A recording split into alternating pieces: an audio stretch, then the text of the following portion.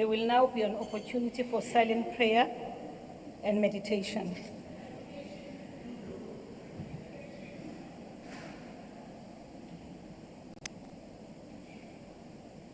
Please be seated.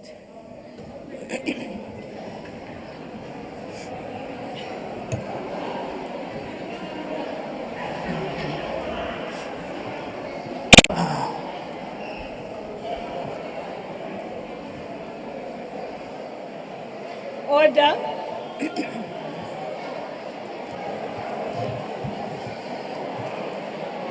Honorable members,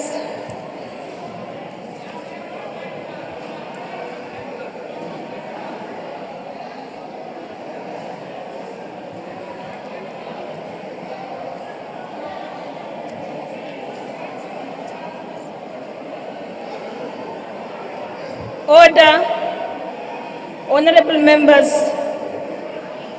may you please be seated.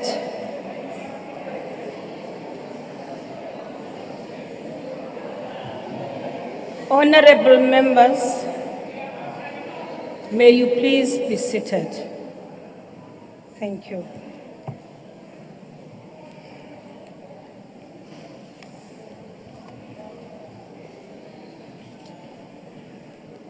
The Secretary will read the order of the day. Resumption of debate on the President's State of the Nation address. The Honorable, the Chief Whip of the National Council on Provinces.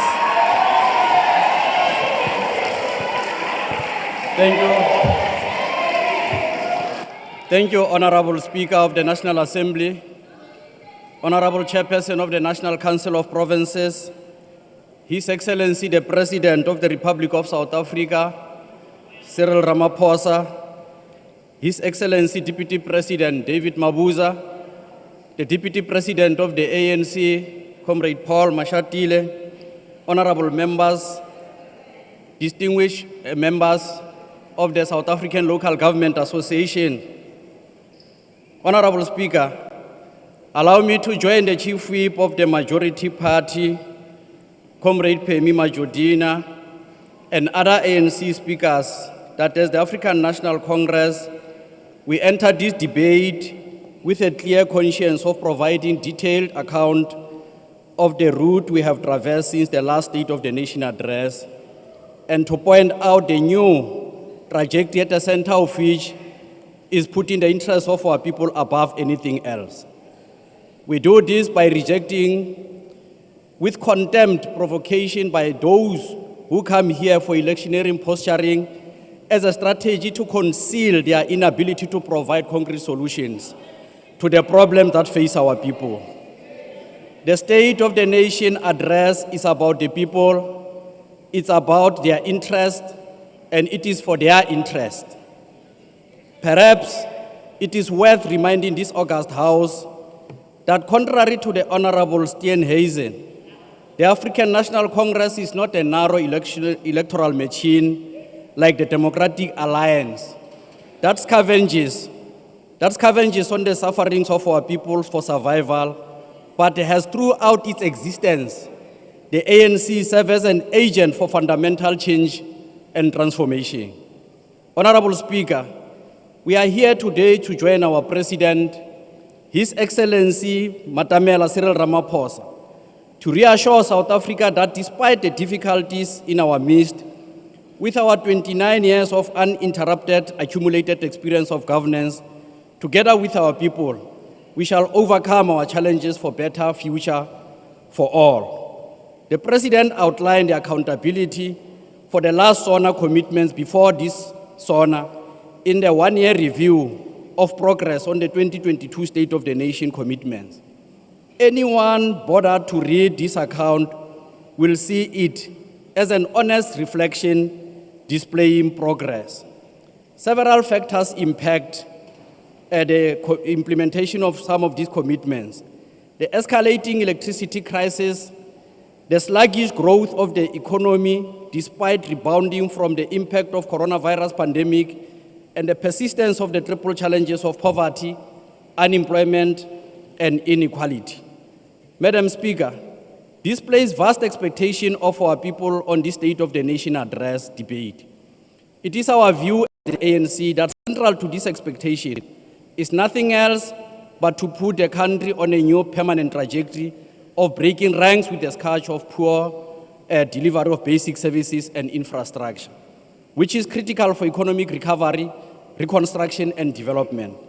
Infrastructure is a primary route to economic growth and development in that it releases the latent productivity in the factors of production and brings about an increase in the output of individual factors and units of production.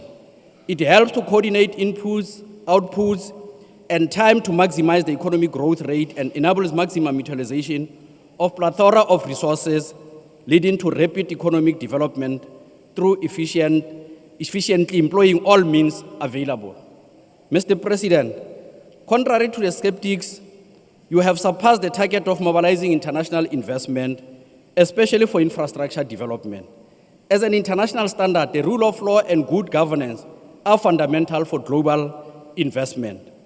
Mr. President, on this front, only the blind will fail to see how you have invested more energies and resources in strengthening and repurposing the criminal justice system in line with its constitutional mandate of acting without fear or favor in the fight against crime and corruption. This will go a long way in ensuring safety of all South Africans and ensuring and reassuring international investors that South Africa is a destination of choice for global investment. Infrastructure development and maintenance are the primary base for socio-economic development and job creation in any community, and local economic development is a developmental mandate that all municipalities carry. Through our oversight function, we have identified various factors in the three spheres of government. Firstly, mere allocating more funds is not a panacea to the challenge of basic services. Secondly, lack of capability, poor project planning and management, poor project implementation, and lack of accountability are a deep reality that should be addressed. Budget reprioritization under fiscal consolidation over several medium-term expenditure framework cycles had a negative impact and has yet to assist in enhancing the status of basic services and infrastructure spending. Fourthly, the lack of state capacity and capability, and where the state has contracted the private sector in other instances, resulted in high levels of underspending on allocation of conditional grants in other projects. And lastly, poor leadership and criminal networks in most instances, which is pointed out from various Chapter 9 institutions. Efficient economic infrastructure is the critical driver of economic efficiency, job creation, and inclusive economic growth. It links market in different areas and ensures that the rural areas have access to markets, contributing to food security in the country. National Infrastructure Plan 2050 is a critical vision which accords the nation a long-term trajectory which should inform planning and financing. Its purpose is to promote dynamism in infrastructure delivery and address institutional backlog and weaknesses that hinder success over the long term.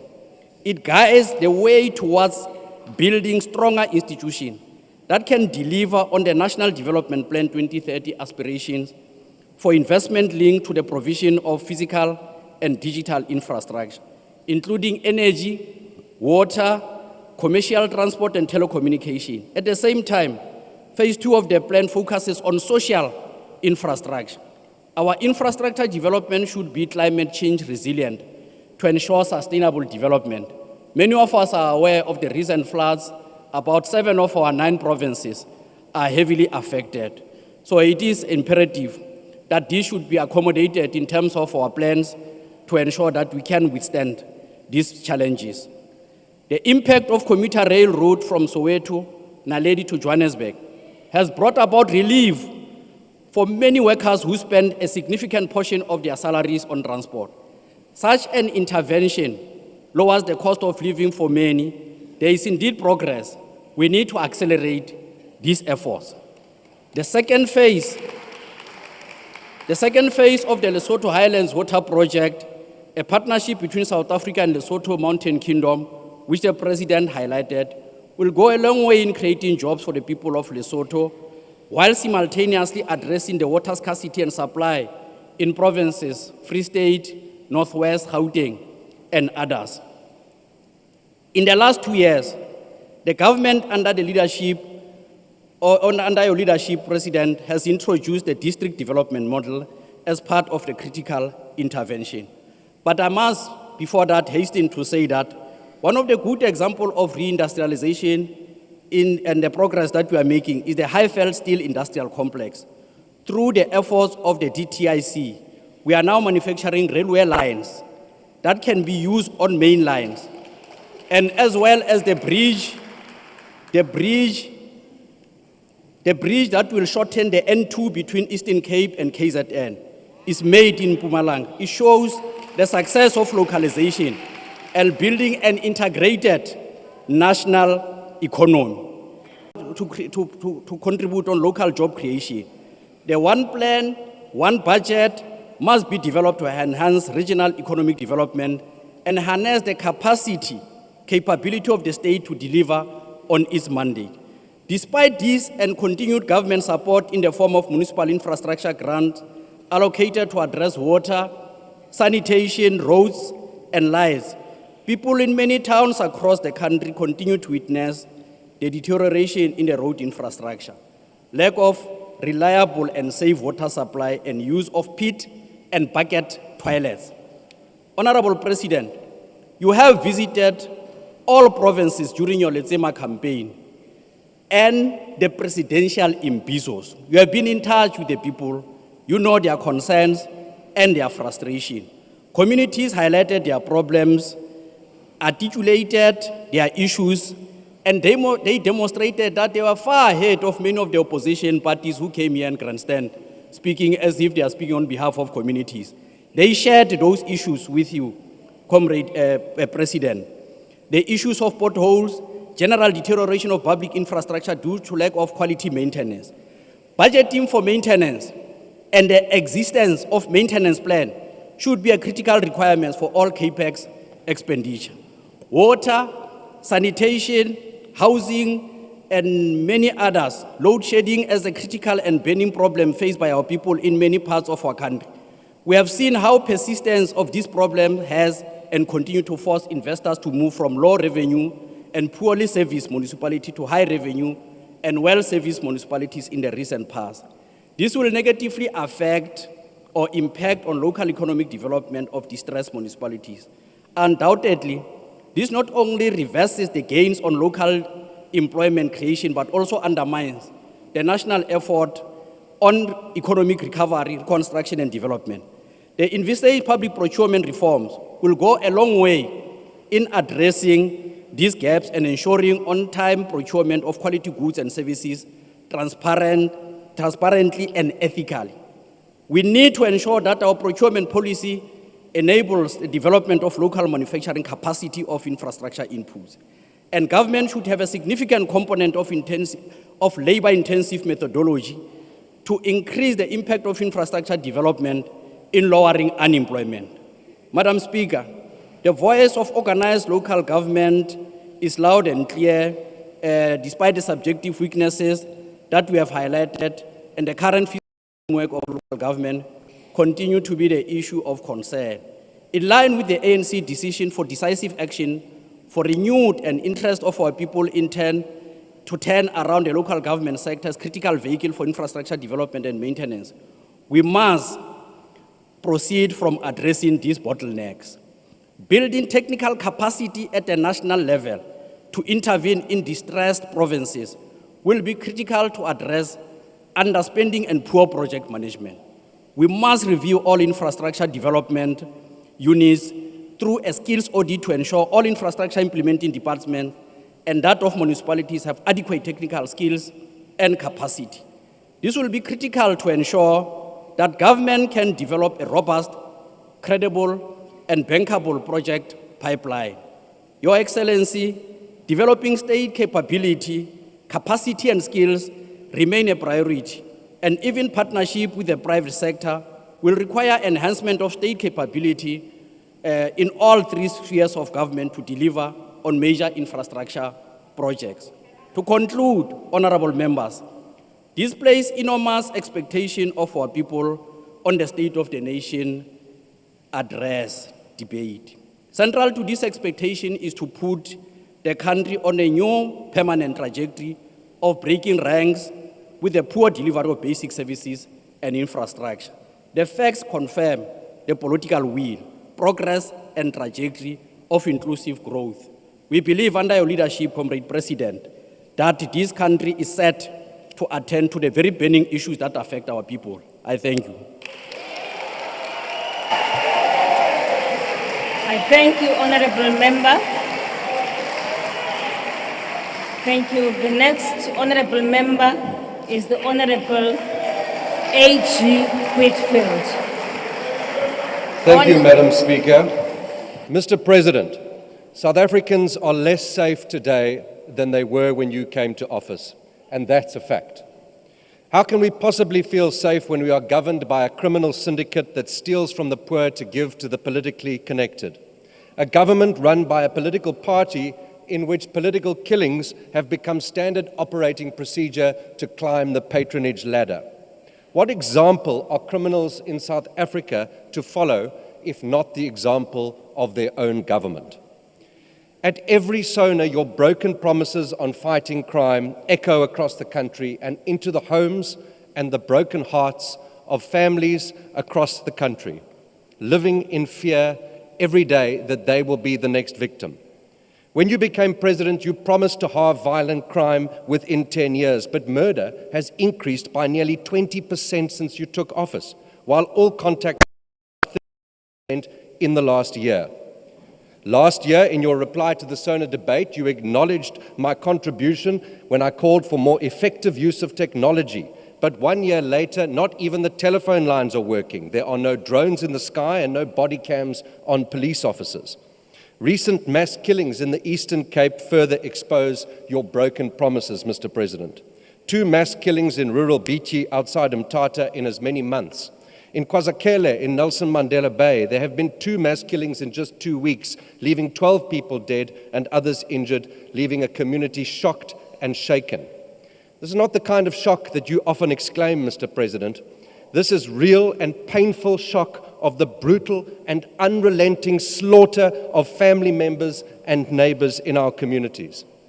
In the northern areas of Nelson Mandela Bay, gang violence has taken the lives of more than 20 people since the beginning of the year, while the Chatty police station in that area remains understaffed and under-resourced. In fact, police officers at this station lock themselves inside at night during load shedding because their generator doesn't work and they fear being attacked like the 5 police officers who were killed in the Ngobo police massacre.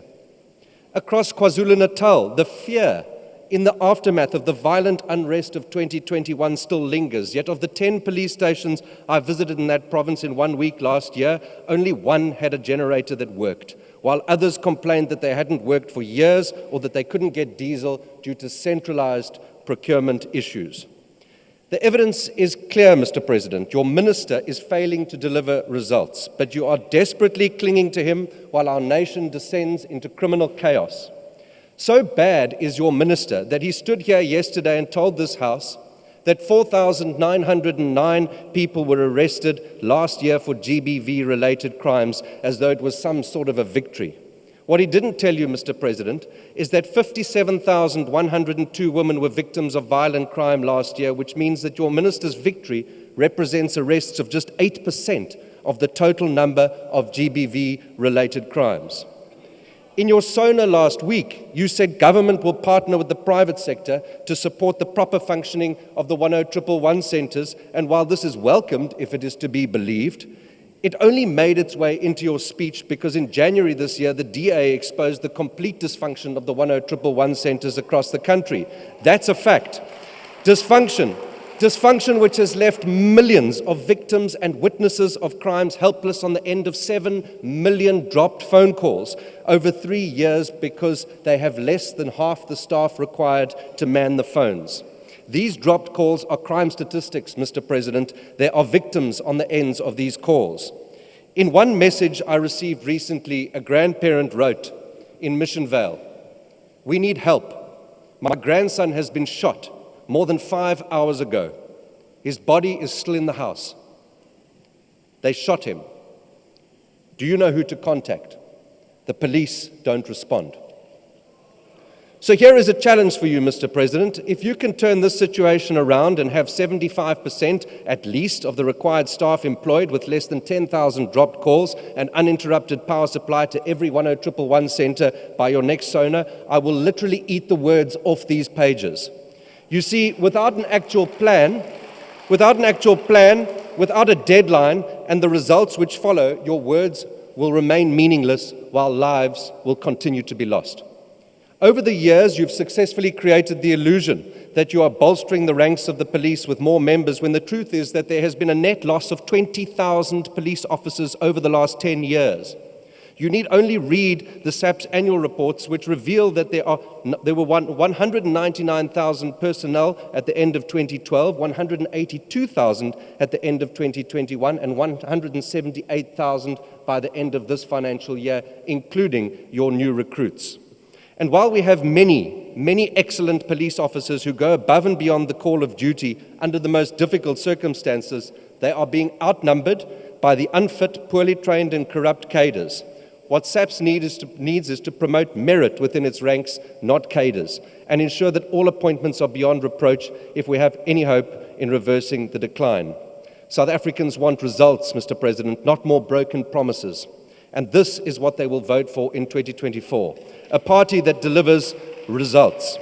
In Parliament last year, you committed to investigating the Western Cape government's LEAP community safety model after acknowledging its success. Well, now is the time for you to act in order to keep your promise to keep our communities safe by throwing your full support and the fiscus at a tried and tested policing model with proven results. When LEAP was launched in Philippi East in 2022, that station has now completely fallen off the list of top 30 contact crime stations in South Africa. Over a 12-month period, Gugulethu noted a 30.6% decrease in murder. Delft has seen a 17.4% decrease in murder, with contact crime also coming down. These are the results, Mr. President. These are the actual results that should follow from a promise. This is the kind of leadership that we deserve to build a safer South Africa for all of us. This is how you get things done, Mr. President. You make a promise, and then you keep it. We don't need more hollow words and broken promises from an empty suit at your next SONA. We need results, and you can start by firing your minister. I thank you. I thank you, Honourable Member. Thank you. The Honourable, the Minister of Home, Human Settlements.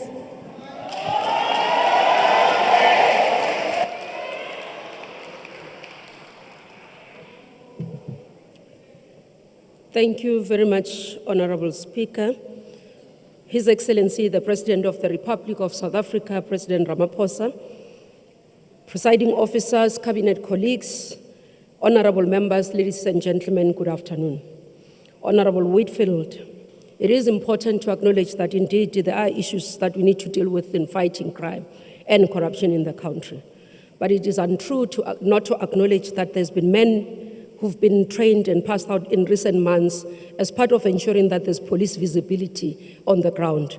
Many of us who understand the importance of fighting crime would understand the presence of visibility and police visibility to make sure that people do feel safe. Mo President wa rena, boikemo bjo bogolo bja rena go sa kgathalege gore re mohlobo mang goba re mmala ofe goba karolo efe ka gare ga naga ya rena.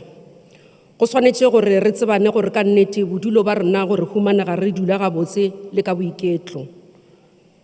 Ka bona boikemo bo le karolwanang ya rena e leng gona ka ra masoma mabedi le botshelela ya molaotheo wa Afrika Borwa ye e tlhatlhago melawana ya tsa mengwako ya mmušo wa Afrika Borwa. Re ikemišeditše go bea batlhoki le batsofadi ka pele mo lenaneong la kabo ya rena ya mengwako ya mmušo. Tsalelo morago ya mengwakana ke e kgolo. Eupša re tshepiša gore kabelo e tla dirwa ka lebelo. Batho ba borena ke kgale ba letile mengwako ya bona, eupša ba bang setse ba hweditše mengwako ya bona. Ke ka moo re re mmušo wa rena o mekamekana le ditlhotlho tše di leng gona gore re kgone gore re fetišetse le gore di swanetše gore batho ba rona ba be le tsona. Ba bantši ba bona ba dutše ka tshepo, ba lebeletše rena gore re tle re kgone go ba thuša, ba tle ba humane ditshebeletso tse le goreng ba di tshwanetše. I think we can all draw inspiration from the words of Michelle Obama, who said, "You may not always have a comfortable life, and you will not always be able to solve all of the world's problems at once, but don't underestimate the importance you can have, because history has shown us that courage can be contagious and hope can take a life of its own, but more importantly, it can be able to ensure that people look forward to tomorrow." Furthermore, I quote Martin Luther King, who said, I unquote, 300 years of humiliation, abuse, deprivation cannot be expected to find voice in whisper, unquote. Housing for the missing middle remains a serious challenge. A revised first home finance scheme, formerly known as Help Me Buy a House program, was revised in the past financial year, amongst others to allow for funding for households who hold permission to occupy certificates in communal land. This is particularly important to the relation to the extent of credit and funding to households in rural communities. This will allow the missing middle to start acquiring economic assets without which they struggle to meaningfully participate in the economy. Honorable Malema, yesterday, Mr. President said to you that it is irresponsible for a man to be at the top and do nothing. I totally agree with him. However, he got it wrong. You are not a man on top who's doing nothing. Under your leadership, sir, this is what you have done. We have acquired buildings in the inner city areas, such as Sea Point, Cape Town, listen, and 2 ESCOM buildings located Braamfontein, Johannesburg, Kimberley, for social housing purposes. For this development has potential to release 1,200 units for families. These are efforts, honorable members, to building an inclusive society and cities through our social housing program. It is meant to alter the apartheid spatial planning, and this has gained momentum. In the coming weeks, Mr. President, we will be launching a number of social housing projects that have taken place under your leadership, and these are the following. Tshwane Maraba has produced 1,200 units, and this has been driven by black-owned companies, and 60% of them are women-owned, as part of our commitment to transformation. Motlhakeng project, with a total number of 1,020 units in the West Rand in Gauteng, another transformational achievement. Hope City project, 1,114 units in Nkangala municipality in Mpumalanga, 100% owned black people and 30% women owned. John Street project, which has 385 units, located in Nelson Mandela Bay municipality, and 63% of them are black owned and 30% women. Maitland here in the city of Cape Town is not a DA project, it's national government driven, which a total of 204 units that will be completed by the end of March. This is what, President, has been happening under your leadership. Honorable Steenhuisen, yesterday, Mr. President, said to you instead that instead of leading us to cross the Rubicon at SONA, the President has told us to turn around.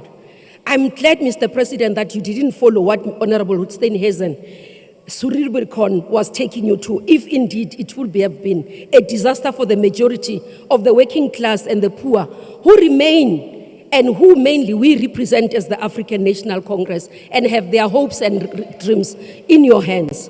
And this is why, Mr. President, It is because our attempts to integrate the poor and working class into urban communities have faced serious backlash and resistance. I'm speaking here, Mr. President, of a group in the urban reach that we call Not in My Neighborhood. Honorable Nkondlo spoke about. It is a challenge for us, led mainly, majority of the time in the wards, by DA councillors. These are well-resourced groups whose sole purpose is to ensure that the poor and the working class families remains in the outskirts of the cities. This group is motivated by mixture of racism and disdain for the poor and the working class. They regard the poor in the cities as refugees who must be rounded up and shipped back to the rural areas. Every time our government acquires land for human settlements, honorable members, for these families, this group stands up to say very loudly, not in our neighborhood. They utilize all sorts of tricks to resist, including courts, which causes delays in these families to receive shelter. The only crime these people, poor working class communities and families have committed to receive this abominable treatment is that they are the descendant of the victims of apartheid and were born without any means. All freedom-loving South Africans, both black, white, colored, Indian, all races, all classes, needs to stand up against these bullies. Honorable members, title deeds in the hands of an elderly woman who has never owned a property in their lives means the world to them. It is for this reason this government decided to fast-track the release of title deeds as an important instrument of economic empowerment. Working together with Operation Vulindlela, we will be able to expand this. We've started with unlocking the projects in Gauteng, especially in Mawika, where it will give us 14,000 title deeds in that area. Land redistribution is important as part of our work. We are working together with DPWI, as President has said, to release earmarked 14,000 hectares of land. Currently, we have 2,689 hectares of this land in the hands of human settlements, which will be able to give us more than 64,000 housing opportunities planned as part of release of land to ensure that there shall be houses, security, and comfort, as the Freedom Charter has said. Honorable members, we have 2,700 informal settlements in the country and counting.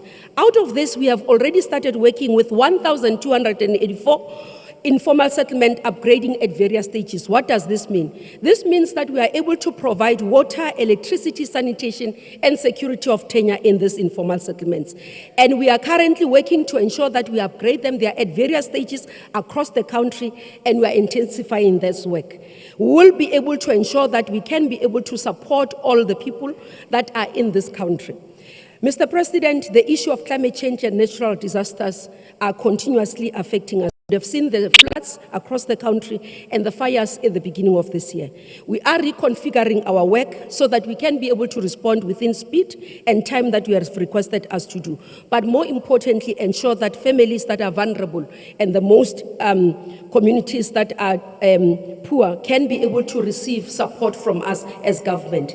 We will also rework in terms of our programs to build climate change resilience in terms of infrastructure going forward, because it is very clear that with the climate change we are not able to do. With that, Mr. President, you are a man at work. Thank you very much. Thank you, Honorable Member.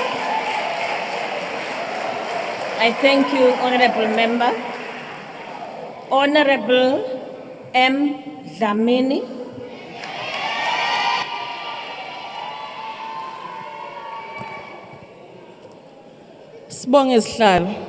Greetings to the Commander-in-Chief and President of the Economic Freedom Fighters, President Julius Malema, members of the Central Command Team, fighters and ground forces. We would like to take this opportunity to send our deepest condolences to the Ngema family in Mkondo Ward 3, who lost their 17-year-old daughter who was murdered during a service delivery protest. Yesterday, the overrated Deputy Minister of COGTA, Honorable Nkadimeng, stood here unashamedly and spoke about a white paper that speaks about local government that works together with other spheres of government while people are dying because of lack of service delivery. When she was reminded about her tenure in Polokwane as a mayor, she shouted that she's no longer there and those things are of the past. Now, the reality in Polokwane municipality under her, and even now, is nowhere near close to being an exemplary municipality. There is still water and drainage problems and a crisis in Polokwane. Order, honorable members, please. Don't drown the speaker. Don't drown the speaker. Thank you. As long as they get it, speak. Roads in the city and in townships are not taken care of. There are no functional street lights and basic necessities. Yet someone was screaming here as if she was a paragon of local government. The district development model she screamed about has not given any results, and yet she pretends and wants to act as if she's the panacea to South African development and the lack of service delivery disasters. How on earth can anyone in their right mind claim successes of the local state when almost all of them are dysfunctional? These claims of ANC successes in municipalities are misleading. Tshwane is in crisis, and the crisis in Tshwane started under the very overrated Siputla Ramakgopa, who the ANC tried to replace with Ms. Togo Didiza and lost elections dismally. There is not a single municipality that is run perfectly by the ANC in South Africa. It is unfortunate that the Deputy Minister comes here and speaks of a discredited 1998 white paper on local government by scientific and empirical research. The idea that you can revive local government through white paper and the so-called development model is foolish and misguided. The list of incorrect and misguided 1998 assumptions is that the white paper is long, but just to name a few. The white paper assumed that municipalities would be functional. Your president just told us that the number of dysfunctional municipalities has increased from 163 today and from the 123 before he took office in 2018. The Auditor General reports tell us this every day, every year. 2, it has assumed that municipalities will collect revenue. Municipalities do not have the administrative capacity to collect revenue, let alone keep basic records. The ANC did not build any administrative capacity in a local government in the last 25 years, since the adoption of the white paper. Even if they collect revenue, our people still don't have money. More than 11 million people are unemployed. More than 28 million people are on social grants. Only 1.6 million taxpayers out of the 20 million who can work and pay taxes are excluded by the system. Who is going to pay for the municipal services and the property rates? The white paper assumed that with democracy, South Africa's spatial planning would change from race-based to more integrated. The opposite has happened. The ANC has perpetuated apartheid economy and racial spatial planning. Nice and clean cities are for whites, and a few blacks and informal settlements are for the black majority. A viable local government will need internal capacity, through the insourcing of critical municipal services and the appointment of a competent and well-remunerated workers. Industrialization through building local economy and local procurement. Food security for all households, clinics to open 24 hours. We need municipalities with a clear town planning program. The reason why the ANC is being decisively defeated in all South African major metropolitan municipalities is because the ANC lacks the collective and individual capacity to deliver meaningful and impactful services to our communities. Okay. In 2026, Your the time. ANC will be wiped out in all municipalities Your because time. our people are saying enough is enough. Time up. Thank you very much, Honorable Member. Honorable members, thank you. I now invite the Honorable Councillor B. Stofile.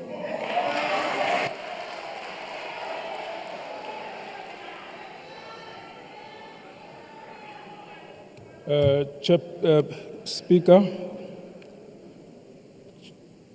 Your Excellency, the President of the Republic, the Deputy President, the ministers and deputy ministers, the premiers, the members of this House, I must first say it will be important to put the facts correctly. Since the establishment of local government system in South Africa, on the 5th of December, 2022, the country was completing 22 years of local government wall-to-wall system. Coming from a local government system that it has been divided on the basis of class, race, and color, and the amalgamation of the municipal system, it created a municipal system that today we have 257 municipalities that do not look on the basis of the location and the color of individuals. And that is the fact. The 1998 white paper located functions of and responsibilities in local government, and it is a fact that 46% of the constitutionally declared functions are located in local government. It is therefore important that Honorable Stofile, take your seat. Honorable Member Josie, what is your point of order? Thank you, Speaker. I wanted to ask, the councillor is shaking. Don't you want to check if he's okay? Because the next thing he might collapse, it might be a really exigent matter. That's not a point of order. Okay. Speak. Maybe he must speak sitting down. Okay, thank you. Thank you. Yeah. Honorable Member, that was not a point of order. Yeah, sure. Please, you may proceed, Honorable Councillor. Whereas local government has undergone rapid transition and transformation over the 22 years, there can be no doubt that it has had a profound impact on the lives of ordinary South Africans in expanding the provisions of service to our people. While it is true that a number of serious and complex challenges persist in some municipalities, but by and large, there are extensive examples, as confirmed by the municipal non-financial census, that local government has delivered quality services and a better life for the majority of our people. Madam Speaker, local government has, in the same breath, came under a lot of scrutiny recently, perhaps necessary, so as this is the most visible sphere, closest sphere of government to the people. Furthermore, our system of wall-to-wall municipal system means that all developmental work happens within a municipal ward in one way or another. Nearly all services of our people get or do not get from government find the most concrete expression at local government level. Despite its most pivotal role, it remains the stepchild and therefore we appreciate the work that has been done by the President of the Republic in the recent past in allowing the cooperative governance to function, and that is why over the last couple of months we have been engaging the different ministers, including Minister of Small Businesses, insofar as how do we collaborate and cooperate in making sure that economic development does take place in local government. Secondly, we do appreciate that having 22 years of existence in local government, we have been shouting by lack of funding in the system. And I must appreciate and say, yeah, as SALGA leadership, we are that the national government allow us to enter into discussions, and hence we have an engagement with the Minister of Finance looking in the funding modalities that must assist local government. It's something that we must appreciate. Over the 20 years, various policies, legislators, and support program measures has been brought about. And the previous leaders of SALGA have asked, what next, having done this?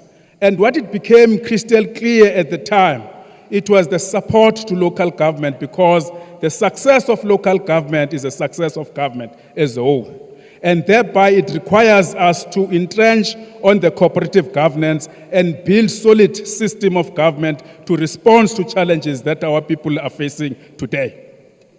Turning to the current elephant in the room called coalition government, that we are none of us talking about in this room. We wish to spend some time in sharing our frustration as an association and thereby a problem in the country. Unlike previous elections, the 2021 local government elections gave rise to the most dramatic results as it relates to coalition government.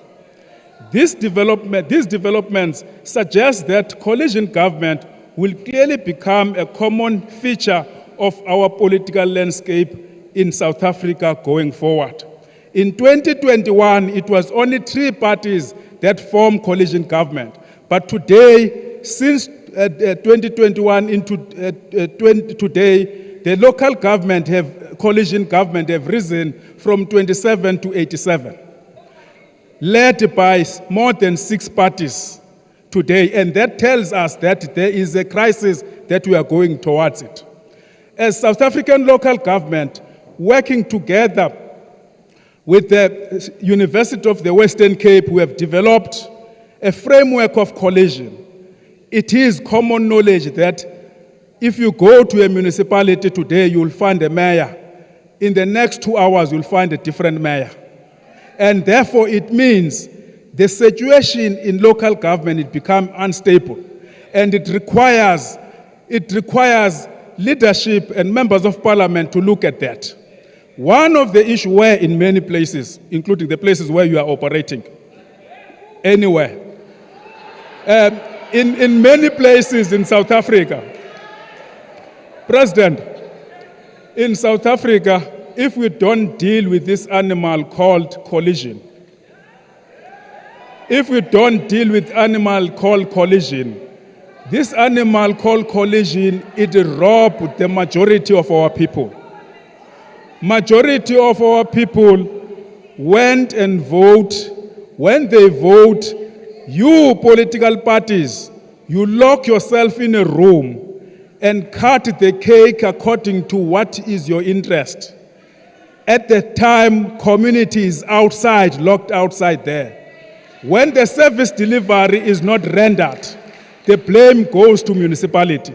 And we are calling to government and calling to parliament to act on this, because it's a problem that is going to be with us for a very long time. And we suggest that there must be certain instruments that must be introduced. One of the instruments is as follows. I'll make an example, for instance, President. On various metros in the country, if I can take Nelson Mandela, for instance, if we can go as a country and accept to change the type of municipal system. Currently, the type of municipal system is 1 to 6, and 6 is metro. And in the metro, you are allowed to have an executive mayoral type in a coalition arrangement. everyone demands to have a right to employ. And that is why you see the emergency and rise of employment cost in the municipality. Because it's a problem that we must all deal with, because leadership, political party locking themselves in a room discussing about who should be the leader of that municipality. One of the dispute is about what is it that I must benefit as a political party A. And that issue, it must be dealt with. And we are saying, for instance, in Nelson Mandela, President, we want to put it because you are members of parliament. We are contesting elections, all of you, from political parties. In Nelson Mandela, for instance, if you take a collective executive type municipality, in that municipality and any other municipality, what it means ANC is going to get 4 seats, DA is going to go 4 seats, EFF is going to get 1 seat, and the community organization in Port Elizabeth is going to get 1 seat. What it requires is for us to have a conversation amongst yourself as political parties to deal with the challenge that you are facing at local government. The second issue, President, is the killing of councillors and municipal officials. And the killing of councillors and municipal officials, it's a problem that it creates and it works against the intention of professionalizing of local government. There will be no professional that would want to go to the unsafe place. And therefore, it is important that the local government space to be created safe and be protected. In our endeavor to make sure that the local government does function. Otherwise, if we don't spend time in protecting those that have been accepting to render service and be threatened by criminals in the local space, will create a problem. The next point, President, that we wish in the State of the Nation address to be addressed is the protection of the revenue base of municipal system and the rising of the tax base of a municipal system. A municipal system, according to white paper, is not reviewed yet, is a house that it had the power to review, but we are working from it. It says 90% of the income generation of a municipality will come from a municipal income. And that assumption, it was based on the belief that there will be growth of the economy and many other activities, and there will be people that will be paying. Currently, we are facing the same challenge that the community is not growing and therefore they is not be able to pay, and therefore it requires some other way of protecting the revenue base, including number of issues that individual organizations and they want to flood the local government with in eroding the income levels of a municipal system. In this sense, President, that is why to us as local government we believe it is correct thing, learning from 2020 disaster situation in our country. What we have appreciated as local government in that period is the ability of the government in all spheres to work together, consolidate their energy, both human resources and financial resources, and intervene in communities. And it benefited to us because it speaks on the law that we have passed as this House called Intergovernmental Relations Framework Act that compels the different spheres of government to work together towards achieving the same objective, that is service delivery to our communities. And that is why in ourselves, listening to debate as of yesterday, one question, an example was made of a community member somewhere in the Eastern Cape where the house, it was burned down through the electricity as it comes back. And can you sit wherever you are and imagine of a councillor sitting at home, that house is burned down because of electricity, and that councillor is not empowered. Whom to interact with when there is that disaster? Because the councillor is the closest person to our communities. And therefore, that is why as South African Local Government Association, we believe disaster declaration is the right thing to do and coordinate processes towards rendering service to our communities. The issues about how the money is used, I think it's your political thing that you can deal with. Our interest is that how do we service our communities as a government, not as different individuals and spheres, but how do we optimally intervene on the challenges that our communities are facing. And we believe that it can go a long way. There are mistakes that we have learned in the disaster in the past, and we can improve on those mistakes. Our people need service. They don't want politicking. They need service at whatever material time, whatever differences that we have. But it is important that our people to get service from the government and from the parliament that they've elected. And that is why, in our view, we still believe that in the engagement between ourselves and the Minister of Finance to improve on allocation on the municipality, it's a right decision and it's a process that we need to follow going into the future.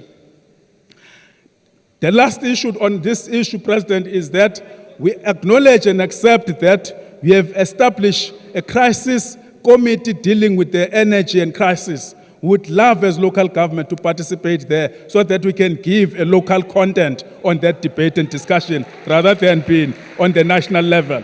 It is our important role because our interest is that any decision taken at any level, it must go down into communities where we live and where we work.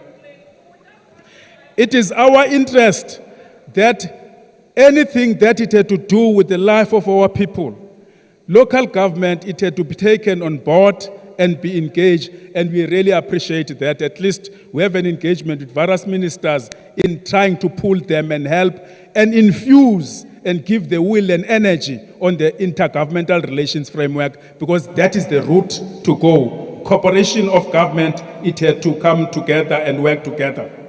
Thank you, Honorable Member. Your time is up.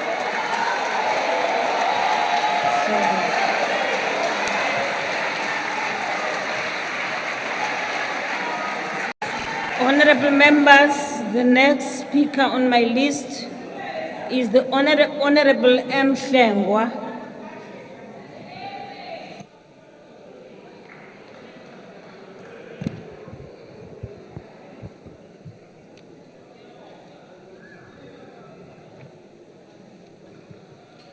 Madam Speaker, Honorable President and Honorable Members, Mr. President, if I had 47 minutes, I would urge you not to appoint a Minister of Electricity, because you are duplicating political bureaucracy in a already bloated and excessive cabinet, where you've got a Minister of Minerals and Energy who deals with policy.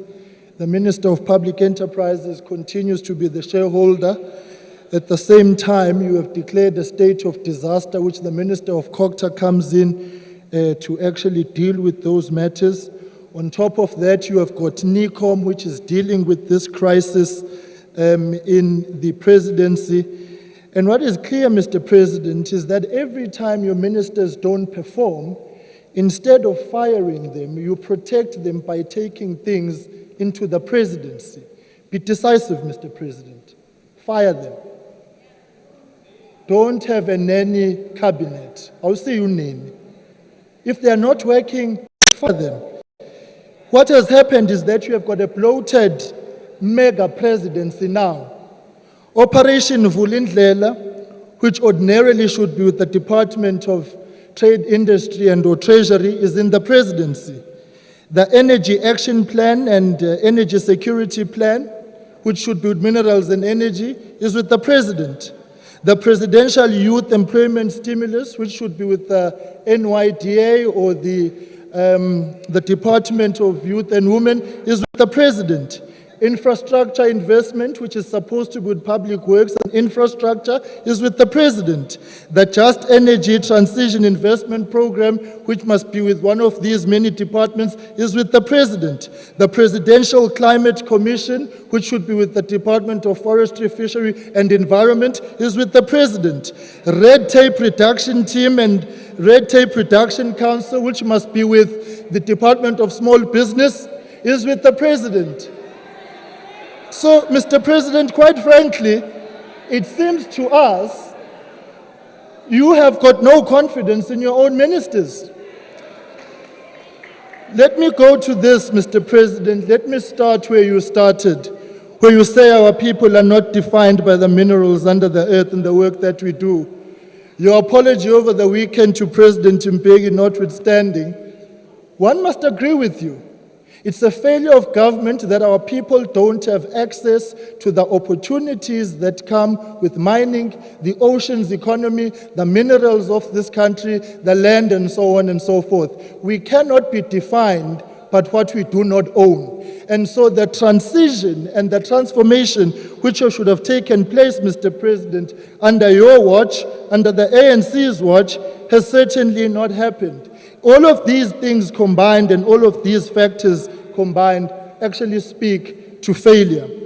Mr. President, there's been a lot of song and dance about traditional leadership and about the wall-to-wall municipalities that we have in the country. Here too, I want to make a call to you, Mr. President. Respond positively to the Cabinet Committee decision of December 2000, which sought to amend Chapters 7 and 12 of the Constitution to provide clarity on the powers, functions, and responsibilities of traditional leaders if there is to be any cohesion, effectiveness, and management space of development and governance spaces where there are traditional leaders and municipal councils. So, Mr. President, what comes out of this is that you are overstretching yourself and your ministers are sitting at home doing absolutely nothing.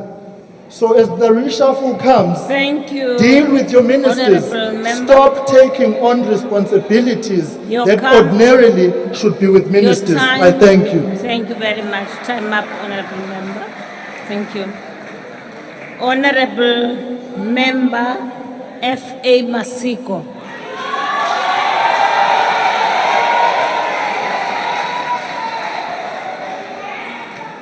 Thank you very much, Honorable Speaker, Mrs. Nosiviwe Mapisa Ngagula, His Excellency the President, President Ramaphosa, His Excellency the Deputy President, the two Chief Whips of the Majority Party, Members of Parliament, fellow South Africans.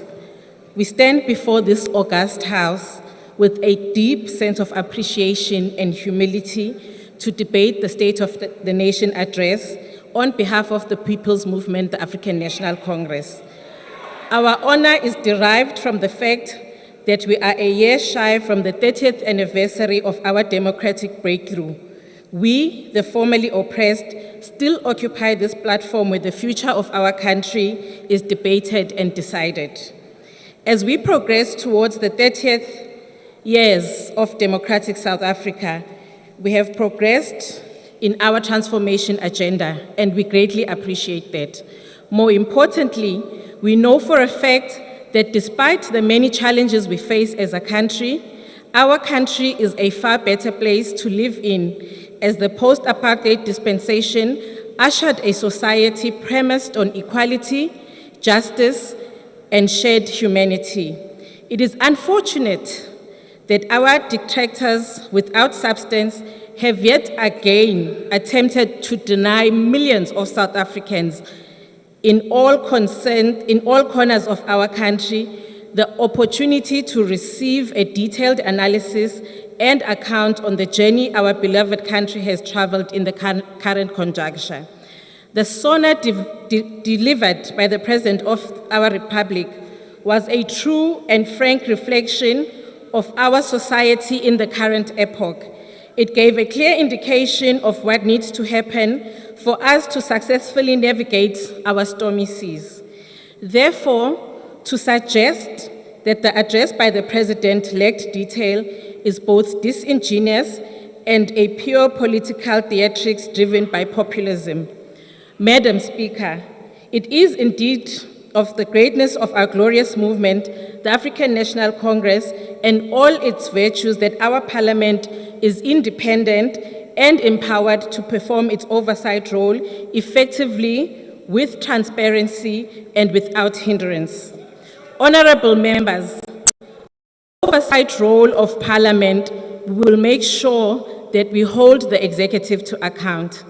However, unlike our friends from the opposition, The performance of our work does not seek to overthrow a democratically elected government by underhanded means, but by one that seeks to advance the attainment of a national democratic society. It is such a shame that our country is becoming a laughingstock which undermines our standing amongst nations because of a minority of members of this parliament who, having failed to win through the ballot, have sought to prohibit a democratically elected government from addressing this House. Madam Speaker, we are proud that not less than 21 bills are before this parliament for consideration, which the opposition parties are opposed to because theirs is a rejectionist approach without substance to take our nation forward.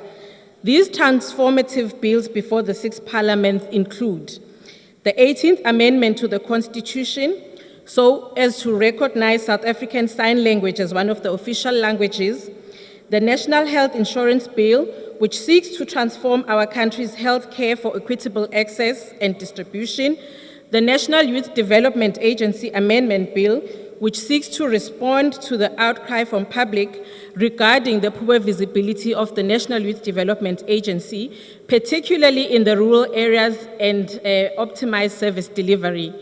The much-awaited National Council on Gender-Based Violence and Femicide Bill, which seeks to establish a multi-sectorial, independent and non-partisan statutory body that will be tabled before the Portfolio Committee of Women, Youth and Persons with Disabilities. The Basic Education Laws Amendment Bill, which seeks to enhance our education system and accelerate addressing structural challenges in the sector. The Climate Bill, which seeks to enable adaptation and mitigation interventions to respond to transit to low-carbon economy. And the Expropriation Bill, which provides for the expropriation of property for a public purpose or a public interest.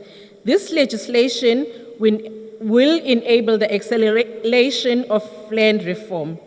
This is to mention a few transformative legislation the ANC is advancing in Parliament to transform our society and to respond to challenges confronting the nation. We are a parliament at work. We appreciate that our people did not fight for democracy alone, but for material changes in their lives. Honorable Speaker, about a month ago, our country was plunged into darkness with the passing of one of the foremost activists for liberation and women emancipation, the first Speaker of this Parliament and the democratic era, Dr. Freni Ginwala, a fearless fighter for women's rights and our liberator who was never far from the battlefront and had no fear to execute the struggle. It is as a result of the struggles of Dr. Ginwala, Mama Charlotte Maxeke, Mama Winnie Madikizela Mandela, Helen Joseph, and Portia Ndwandwe that women like ourselves can not only dream, but are an integral part of building a new country out of the ruins of apartheid. I'm happy to report, Mr. President, that women across the country have heeded your call to action for all South Africans to work together to tackle the challenges we face, instead of wallowing in despair and lamenting our fate. Mr. President, 3 South African women have long answered your call, and they are representing our countries in platforms many of us in this House never heard of. Mrs. Ncumi Sandelu, the founder of One Family, One Stockpile, Ms. Melanie Bruma, the founder of Upcycled Clothing Collective, and Ms. Pamela Padayachi, the founder of Women Pact, are using Facebook to change some of the things that they don't like about the country they live in. They are the only 3 South Africans on the exclusive Facebook Community Accelerator Program, which is a global platform for Facebook community managers who are making a positive impact in their communities. All 3 of these women are recipients of a $40,000 grant from Facebook to continue the work they are already doing on their own to the benefit of South Africa and many others beyond our borders. Honorable members, as we execute the current phase of the struggle, we will not be defocused by sideshows and theatrics. We will endeavor to remain true to the ideas of our founders of the struggle. Thank you. Lastly, members. we know that we have a capable captain at the wheel in the form of President Ramaphosa. Thank you very much. Thank you.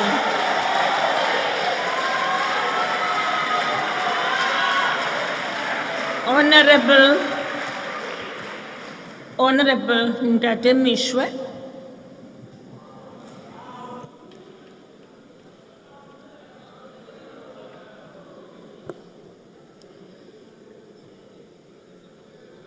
Honorable Speaker, firstly, I want to thank you and honorable members for your prayers and kind words of condolences at the loss of my courageous, loving and dear wife of 46 years, Mrs. Lydia Mishwe, who passed away on the 25th of January this year. She left me with 3 amazing children and 3 wonderful grandchildren.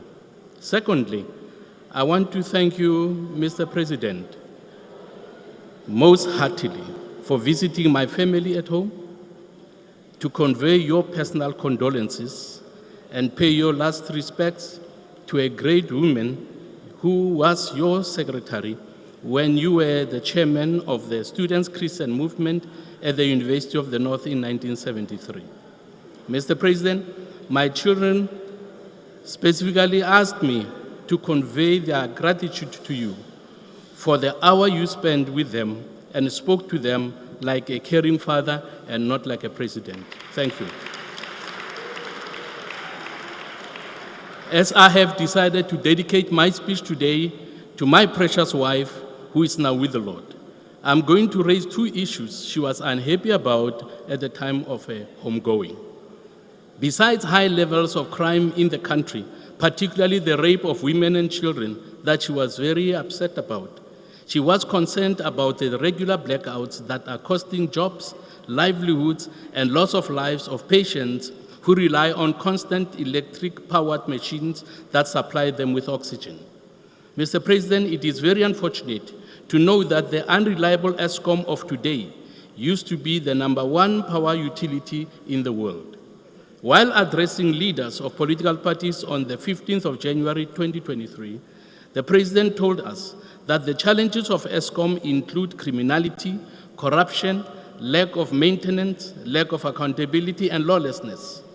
The President further said that the journey of ESCOM started gloriously right at the beginning when it attracted some of the best skilled engineers. But because it was run as an apartheid entity, he said, when government embraced transformation, that led to a number of challenges. The President further said that they have sourced the expertise of an international company to address the culture of lawlessness at ESCOM.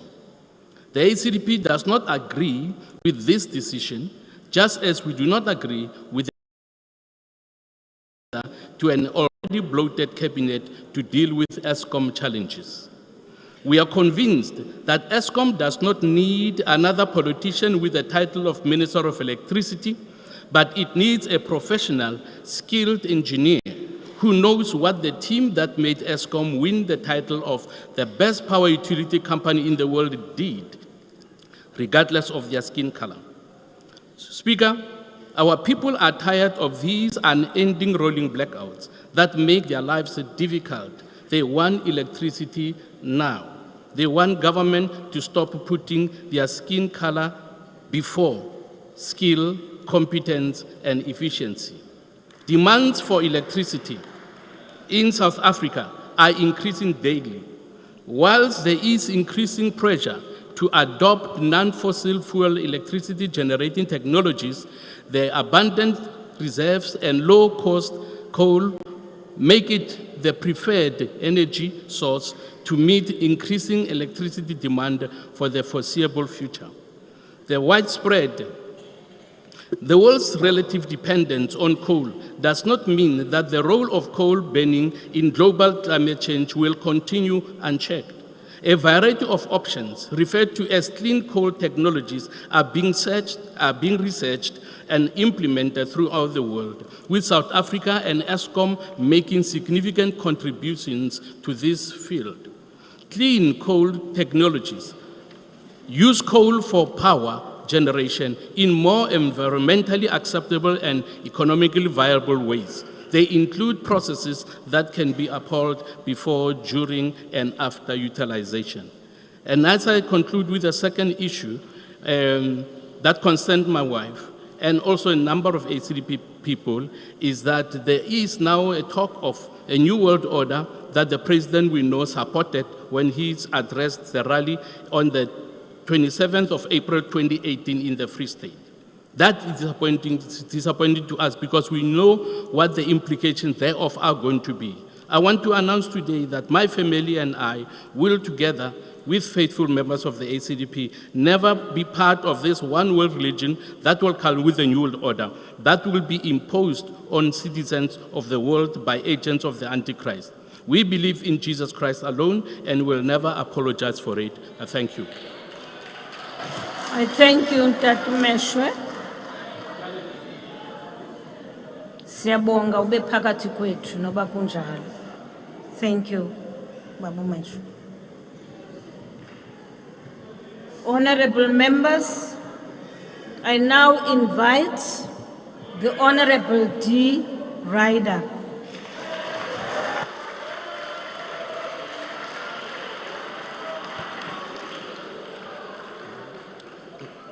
Thank you, Madam Speaker. Mr. President, how dare you stand up here and coldly quote statistics of failed local government as if you are not part of the failure of local government.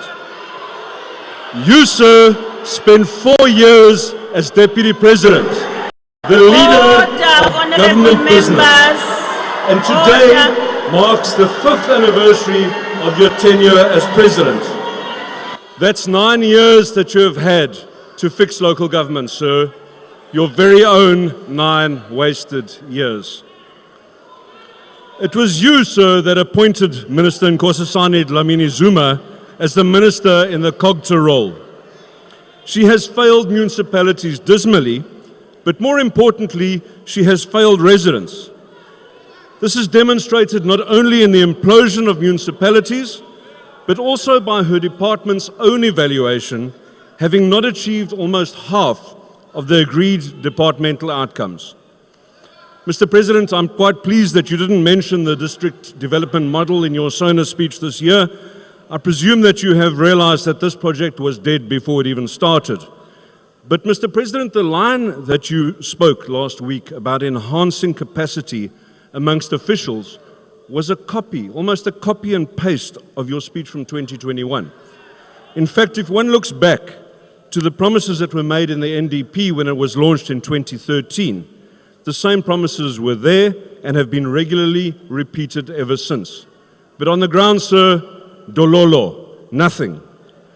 Also in last week's speech, you promised that interventions from national government would take place where local governments fail in their responsibilities. This should not be something new either. The Constitution makes it an imperative, especially in cases such as the Mfuleni local municipality, where the provincial efforts at administration have failed repeatedly. 5 years of provincial administration and the experience of people living in Mfuleni has become dramatically worse, not better. But while speaking of the failed Mfuleni, one just has to look next door to Midvaal, their neighbor, which announced their 9th consecutive clean audit earlier this month. Service delivery, while under pressure as a result of the population growth, as people come to Midvaal seeking a better quality of life, service delivery continues. This is simply because of good governance, a term that is poorly understood, but is probably better described as the DA difference. But the Midvaal story is not alone. Instead of comparing two different municipalities, let's compare the DA-led Umgeni municipality with itself when it was under ANC government until recently.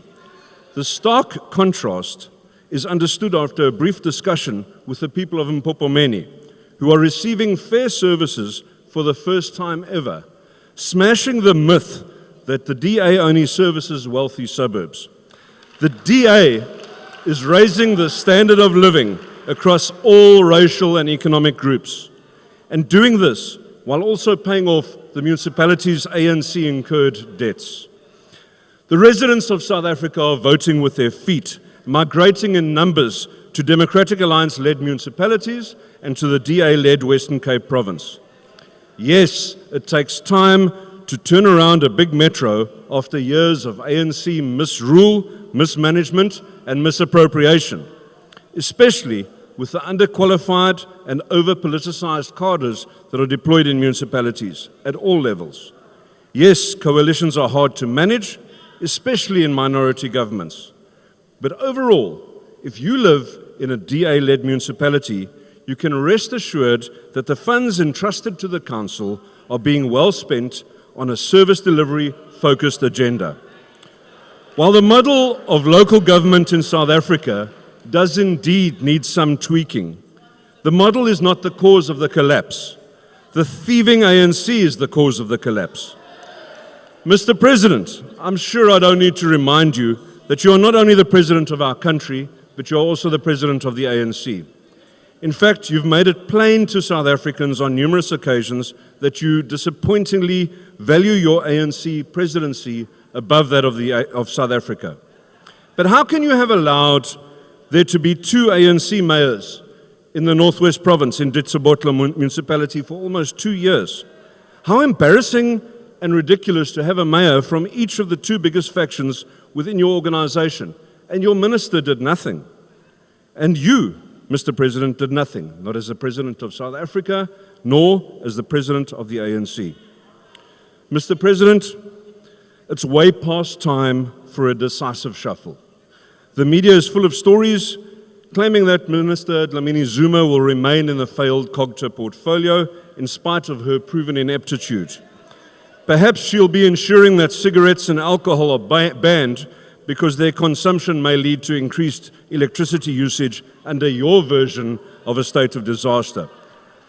The fact is, Mr. President, that any cabinet shuffle will still leave us with the same rotten ANC members that we already have, like the boorish police minister. The best of the ANC is substantially worse than the worst of the DA. This country does not need a cabinet shuffle, it needs a government shuffle. Woza 2024, Woza freedom from the ANC, Woza freedom for all South Africans. Your time is up. Thank you very much. Thank you, honorable members. I now invite the Honorable Minister of Social Development.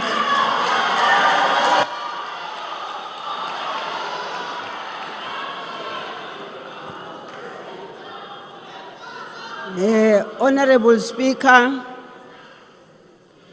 President of the Republic and President of the African National Congress, like it or not. By the way, he is a president of the country. And the fact that he is a president of the African National Congress does not mean that he is not conscious of the fact that he is the president of the country. And the reason why you see him sitting here throughout and listening to each and everyone, patiently doing so, it is because he is the president of South Africa. Futhi njeke, Honorable Speaker, bengasoze ngiqale la ngiqala khona manje. Kusuke nje kwaba nomunye u-Honorable Member Rider ovele wadelela nje ilanga libalele. Wavele nje wacabanga ukuthi ku right ukuthi yena athi kuwe Mr. President, how dare you? I wonder if bekulesa sikhathi sabo kume upresident wabo la ubengasho ukuthi how dare you? Usho njalo ngoba uyeyisa. Usho njalo ngoba uyadelela. Usho njalo ngoba usitshene ukuthi upresident we-African National Congress, upresident we-country, uzotshelwa wuye ukuthi unkosazana Dlamini Zuma kufuneka kwenziweni ngaye. Asizutshelwa wuwe-ke Mr. Ryder. Get it right today and for tomorrow. Mr. President, honorable members, inkinga esinayo la kulendlu, inkinga esibhekene nayo ukuthi abanye bavele nje basukume bazoma la, babhede ba-expect ukuthi sobalalela. Siyafuna ukunilalela, sifuna ukunilalela mangabe ninezinto ezithize ezisifundisayo ukuthi singayilungisa kanjani iSouth Africa. Mangabe aninako ke ukwenza lokho, nifuna ukudlala ipolitiki ekseni nantambama, hlalani lapho nodwa, thina siyasebenza. Futhi nje ke Mr. President, kwakunesikhathi where people used to clap and make noise and be happy about the antics of Parliament. Mr. President, I was one of those, but the people of South Africa are tired of it. Hence, I took that decision to say it shall not happen again. And I'll tell you why it mustn't happen. It mustn't happen because we sit here as members of Parliament and we have people at home watching us and copying some of the things that are ugly when they happen here. And I repeat again, Mr. President, the time for our antics are over. The people of South Africa want to hear, how are we going to deal with load shedding? How are we going to deal with water problems? How are we going to deal with housing? How are we going to deal with all the social ills that are facing the people of South Africa? Now that I've said my first say, Mr. President, may I thank Deputy Minister ongqokise leskipa engisigqokile namhlanje. Ngicela nje bambone ngoba naye ugqoke sona leso skipa. Mr. President, permit me and Madam Speaker to observe the pursuit of the spirit of South Africa's collective hope, common purpose, and people-centered action that the President is reviving in all of us through the SONA. Please allow me to congratulate South Africa's women's national cricket team for their triumphant performance against New Zealand on Monday. To them, I say, against all odds, you embodied President Ramaphosa's characterization that, and I quote, "It is hope that sustains us and fuels us of difficulties."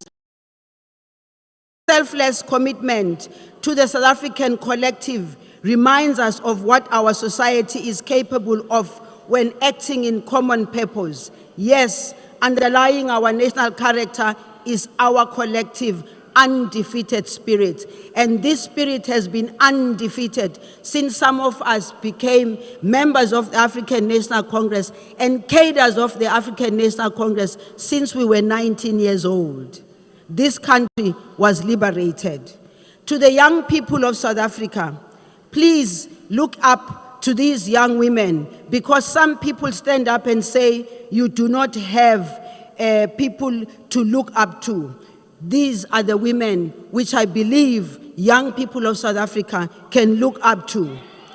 Noting 2023 as a year of decisive action to advance people's interests individually and collectively, we are better off invoking the forces that draws us together and deploy our respective resources towards carrying out our national mission. Our national mission requires that we draw contributions from each one of us of our most precious resources, namely each South African, towards the better building of a society. Your needs, family, community, and the people of this land. Your best deeds must be directed towards molding the people's collective aspirations into a South African reality that we want. It is a time, Mr. President, that you spoke about time that we have to be united against fighting all forms of ills in our society, particular violence against women and children, but violence in general, because we still suffer the hang-ups of the olden days of apartheid, the days which were instilled in us to say we need to fight at every corner. Now is the time for us to collectively fight against gender-based violence. We have a program which the President spoke to briefly, the National Strategic Plan on GBV. And Mr. President, may I take this opportunity to say to those who were criticizing and saying you didn't say much about it, it is our responsibility, all of us as ministers, to come here and explain exactly what we are going to do about it, how are we going to do it, and when are we going to do it.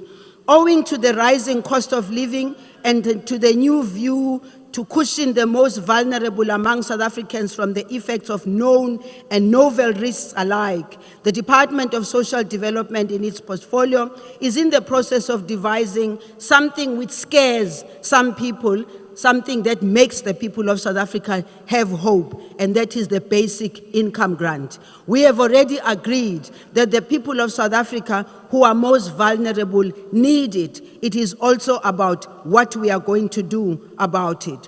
While these historic conditions resulted in the innovative delivery of free basic services, including housing, health services, public amenities, and social grants to the majority of South Africa's population, I remind you that last year, Minister of Finance, the Honorable Enoch Godongwana, informed us that government will be spending 3.33 trillion on social wage over a period of 3 years. While we are entering the second year of the 3 years, we should particularly be mindful that this allocation is targeted at leaving no one behind. There are those, Mr. President, who say, where is the money going to come from? Let me remind us all that the majority of South Africans who are at home, who could have 20, 30 years ago taken care of themselves because they had jobs, because they could be able to take care of their future, they were unable to do that. So if they were not able to do that, it becomes our responsibility to take care of them. Notwithstanding the sharp economic growth slowdown globally and owing to centrality of the role of people in the reconstruction of our national life, the Sixth Administration continues to prioritize the provision of all categories of social wage. This government considers the dignity of each South African as indispensable, including leyenu naninhleli ngapha ngakwa-left, neyenu indispensable. Mr. President, I wish to indicate to the people of South Africa that as a Department of Social Development, we will be coming back with a plan, just like all other ministers will be coming back with a plan. And the plan is to march towards 2024. Laba bathi bazosibonisa sobonisa bona. Thank you, Minister. Thank you very much. Honorable Imam Sheikh Imam.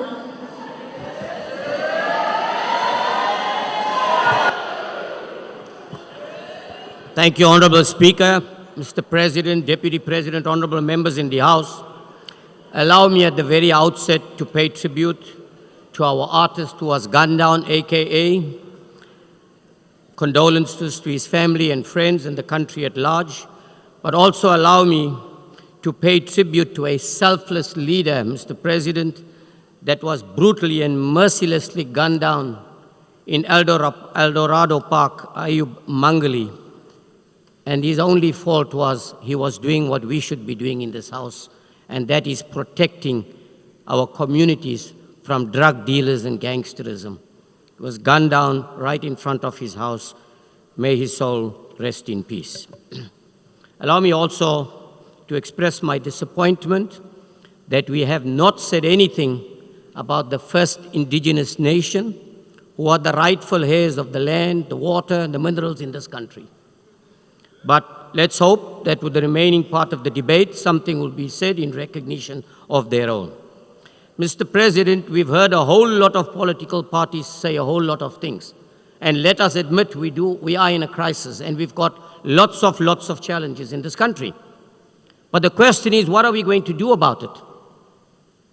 I think the time has come to admit we have made mistakes, we are facing difficulties, and to come together as a united nation to find solutions in the interest of the 62 million people that we serve.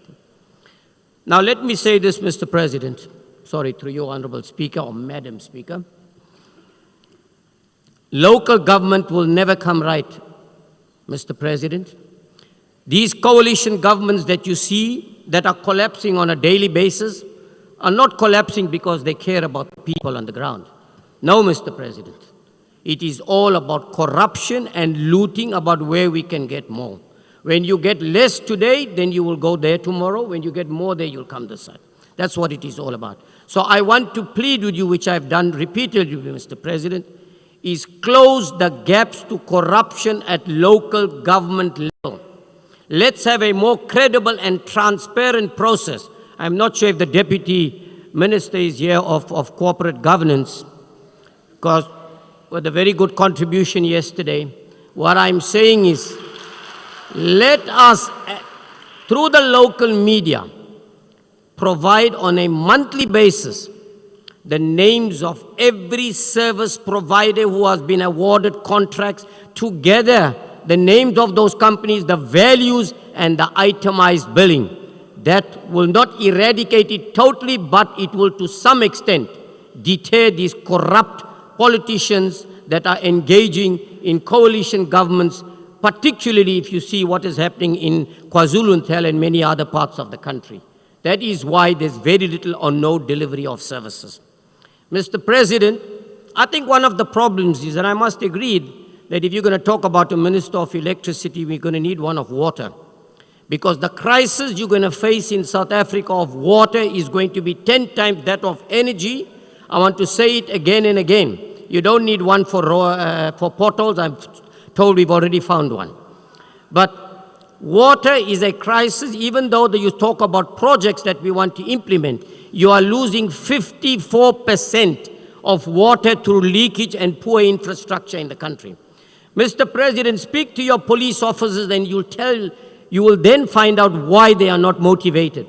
A constable earns 13,000 rand a month and after deduction takes home about 7,000 or 8,000 rand.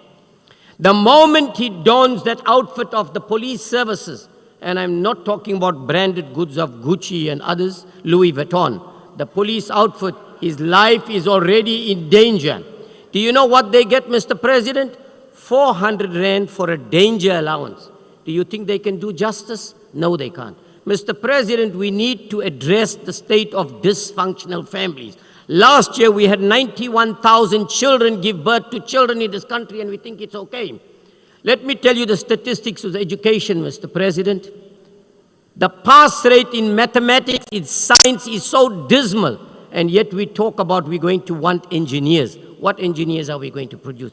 60% of those that go to TVET colleges, which you're talking about, Mr. President, of funding 30,000, 60% drop out in the first year. That is the state. Children as old as 10 years old cannot read and write, Mr. President. So yes, indeed, my time is running out, restricted to 5 minutes. I have a lot more to say, Mr. President.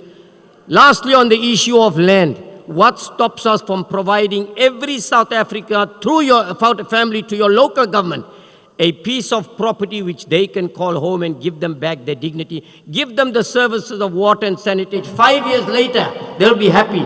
But distribute it today to every South African family through every local government in the country. Thank you very much. Thank you very much, Honorable Imam. I now invite the Honorable Nodada.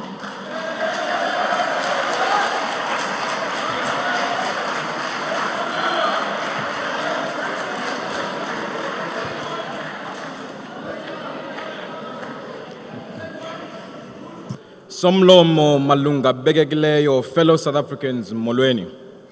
Mr. President, I sat in these very benches attentively last Thursday to listen to your SONA speech. To be honest, I did so with little less hope than the thousands of parents who in 1994 put their trust in the ANC to escape oppression. They trusted that Bantu education would be replaced by quality education that would provide a pathway out of poverty and unemployment.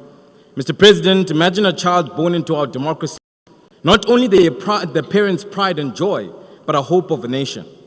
Let's take the story of young Kanya, whose name means light, born in Kolobeni. 29 years into our democracy, Kanya will have to overcome so many obstacles if he is to become one of only 3 in every 10 young adults who are employed in this country living a life of dignity.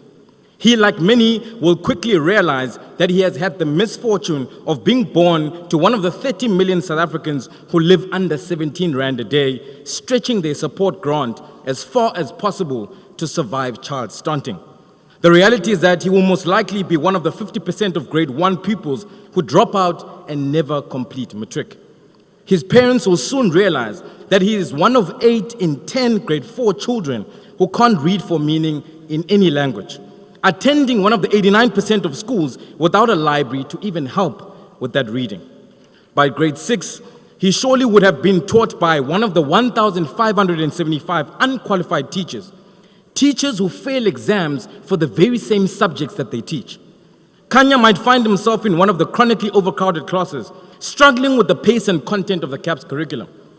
Kanya's light dimming by the day.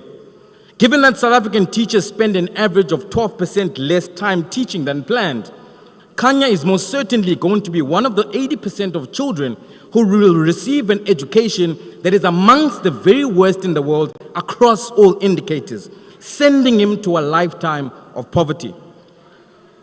There's a high likelihood that his life, like thousands of other children, will be endangered in one of the 1,423 schools that still use pit toilets and dilapidated mud and asbestos infrastructure, despite your ANC government's promise to eradicate them. Or he might lose his life to the violent crime and behavior on our school grounds, like Sean Mpela, who was fatally stabbed outside Khaliksdal Secondary School in Brakpan. At this point, he may even consider dropping out, potentially joining the 3.8 million youth not in education, employment, or training. A figure that has increased by over 500,000 young people since your last SONA speech, Mr. President. If through sheer grit and determination, Kanya and millions of young South Africans learners beat these odds of poor quality teaching, overcrowding, dropping out, survive dying in a pit toilet or being stabbed to death, and in fact, actually pass a matric exam, chances are they will be part of the 68% of matrics without bachelor passes with slim chances of accessing an institution of higher learning. Mr. President, the real matric pass rate is in fact 54.6%, not 80.1%. This paints a darker picture than the one you tried to make us believe on Thursday. Your government has in fact left behind over 337,000 learners who should have completed matric in 2022. Mr. President, your government's sole focus on quantity means nothing if quality and depth in education is left out of the equation.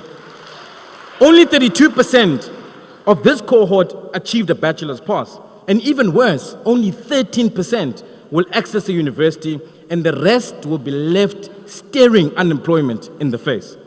If Kanya and thousands of learners qualify to access a university, they might form part of the 50 to 60% of first-year learners who are unable to cope and fail due to poor foundational education. When the ANC education system is done with Kanya and the millions of young people, they will form part of the 7 in every 10 young people who are unemployed, standing at robots with their graduation gowns, seeking for jobs, sentenced to a lifetime of poverty by this ANC government.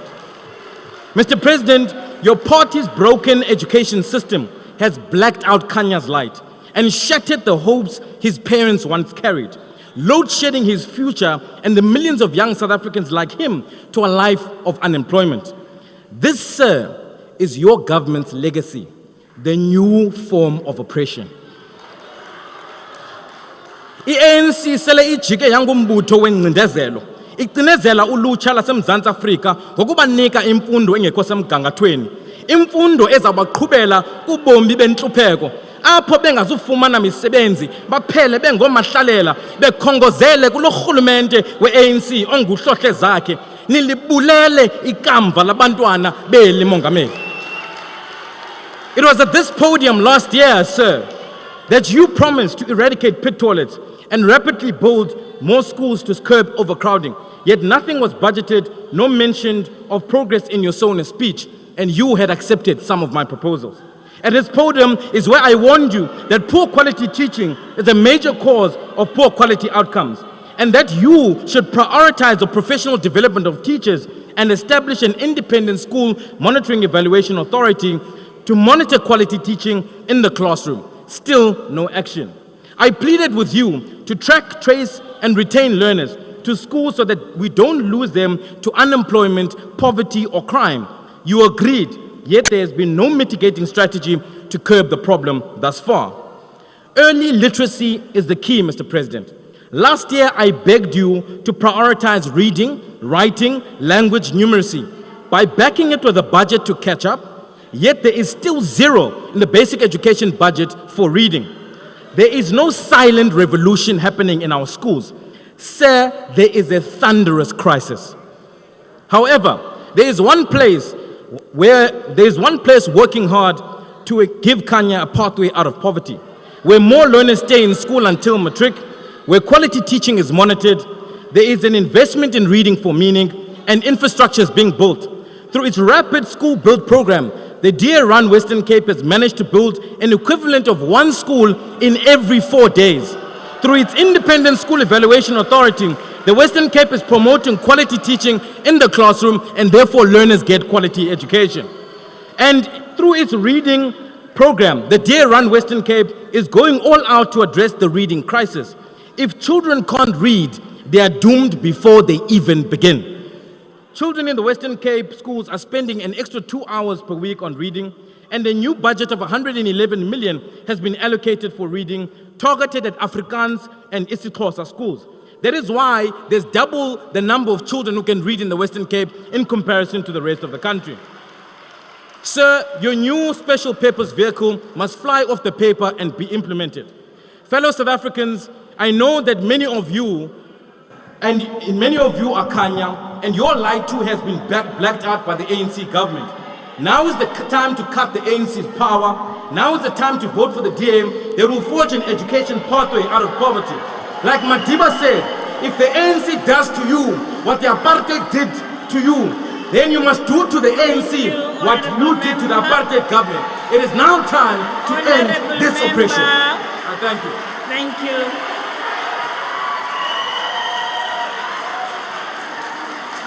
I now invite order, honorable members. Order. I now.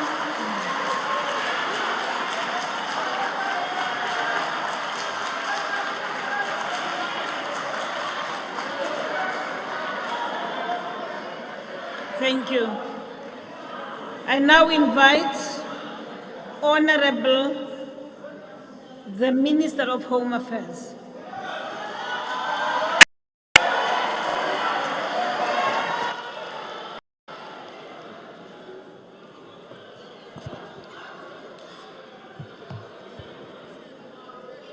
Madam Speaker, Excellency President Ramaphosa, my colleagues in the executive, honorable members, distinguished gentlemen, the speaker who was pranking here like a small chihuahua eating at the heels must be very careful, because he belongs to a party that easily do black shading. He might be black shade next week, so he must just prank very carefully. Mr. President, last year, in your State of the Nation address, you announced that the Department of Home Affairs will be hiring 10,000 unemployed graduates in the field of IT, record, and document management. Last week, you gave reports by making it known to the nation that the Department of Home Affairs has already appointed the first cohort of these 10,000. Mr. President, yes, we have divided the young ones into 3 cohorts. The first 2,000, the second 4,000, and the last 4,000. This first cohort has completed their training last week in Benoni and have already been dispatched to all provinces to start their important job, their first work in their life. These young people will be employed for a period of 3 years to transform these paper records into digital files. The advert for the second cohort of 4,000 is out already, and the closing period in the next. All the 10,000 young people will be on the job by the end of April this year. I must state that the recruitment process unveiled young people with highly impressive qualifications and technical skills, like the 29-year-old Papedi Sibeng from Polokwane in Limpopo, who has a master's degree in information studies and was hence appointed as one of the managers' digitization project.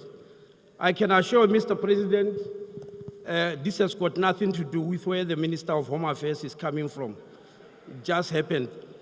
Your announcement, Mr. President, after your announcement, Mr. President, there are many people who were asking, what are these records all about? They are actually files of records of birth, marriage, death, IDs, passports, and other identification documents that are in our possession since 1895. Some of you in this House might regard this as a mundane project. His Excellency, Mr. President, some of these records have already helped some families to claim back their land because they were able to prove through the records who their ancestors were. Now, can you imagine if they were to fade away due to age, or worse still, to perish in a fire or some such natural disaster? State South Africa has been digitizing these files for the past 7 years, but we're only able to complete 5 million per annum. Thanks for Treasury for availing 2.4 billion rand for the next 3 financial years for this project of national significance. Members of the portfolio Home Affairs often get irritated when members of the public complain that they've been waiting for a very long time for an amendment or a rectification on their name or date of birth. Remember, when you change anything on your ID, on your date of birth, I mean to say, or even your name, you actually get a new ID altogether. You are a new person. Some of these people even resort to the courts, and on many occasions, the courts rule in their favor. Now, where is the delay? We actually spend many months because officials have to literally forage among these 350 million records to check the original details that a person seeks to amend. So this project is a significant milestone for us in Home Affairs and the citizens as a whole. Many people will relish not having to pay repeated visits to Home Affairs as they are doing. Mr. President, annually, we get about 80,000 people who want to amend their date of birth or the spelling or something on their surname. And you can imagine having to look for 80,000 records among 350 million. During our budget vote last year, Mr. President, we announced that we are going to do everything in our power to provide the public with multiple platforms to acquire identification and travel documents from Home Affairs, to avoid the long queues and its attendant hardships. One such a platform is to offer services in the main shopping malls of the country, where people do not have to queue, but come and do their shopping while waiting for their turn to be served. I'm happy to announce that systems and equipment have already been set up at Mainland Mall in Tshwane, and we are ready to roll in the first week of March. Yes, Mr. President, in 3 weeks' time, you may go to Mainland and experience waiting to be served while you are doing your shopping. And I suggest you take Mr. Steenhuisen with you. He's making a lot of noise here. He must go and see what delivery is. Please invite him when you go. Immediately after officiating at Mainland, we will go to Cresta Mall in Johannesburg, the Pavilion in eThekwini, and Tiger Valley here in Cape Town. We believe that all of those will be functional before the end of the coming financial year. That means this calendar year. Mr. President, we have been accused of acquiring very expensive space from rich mall owners at a very high cost to the state. I want to mention here that for the next 5 years, we are not going to pay a single cent for rental because this project is mutualism. We bring people to the mall to shop, and the mall gives us space and other convenience facilities. So we both gain. On the day that will be opening Mainland Mall, we will significantly expand the platform to acquire identification documents. We'll be receiving 20 brand new vehicles, mobile home affairs units. That means home affairs on wheels to travel the length and breadth of the country, giving people their identification documents. We have already put an order for another 100 because these 20 are ready. They are just waiting to be delivered. They are in Quebec as I'm speaking at Nissan. But we have already made an order for another 100. In essence, it means we are increasing our mobile vehicles by 120%. And we'll do so every year, at least for the next 5 years. They are all fitted with inbuilt generators to deal with load shedding. Mr. President, we are on course and established the Border Management Authority. On the 14th of July last year, you are aware that we deployed 200 border guards, and we are waiting for Treasury for another 400 border guards. We have been justifiably ridiculed by some dishonest and disinterested people that we are trying to isolate South Africa from the rest of the continent when we manage our borders. Surprisingly, at the same time, we are being ridiculed for porous borders. Mr. President, every country I know of in the world is interested to know what is going on at their borders, what is coming in and what is going out. So we are not about to apologize to anybody for deploying border guards to do what other nations of the world are doing. In the past festive season, from 7 December 2022 to January 2023, the border guard processed 4,037,415 cross-border movements without any hurdle. This time around, because the BMA exists, the Portfolio Committee on Home Affairs did not have to go to the borders to do any oversight. The media who were hiding at Beit Bridge, waiting for a catastrophe to happen in the form of chaotic congestion, were phoning us grudgingly asking what went wrong, why there are no problems at the borders, instead of asking what is that which we have done right this time around. Yes, we have deployed border guards. They have confiscated, just this December, 2,236 kilograms of non-compliant regulated agricultural projects, 4,120 pairs of counterfeit shoes, 8 bars of copper, 13 vehicles. If we count from July, 42 vehicles which are about to leave the country, 11 containers of diesel of 20 liters each. These are some of the things that they've been able to do. And they've stopped 13,620 undocumented people who wanted to enter our country illegally. Thank you, Honorable Minister. Thank you very much. Thank you. Thank you. Honorable members, I will now suspend proceedings for 15 minutes break. Bells will be rung to alert members to the resumption of business. Business is now suspended. Thank you.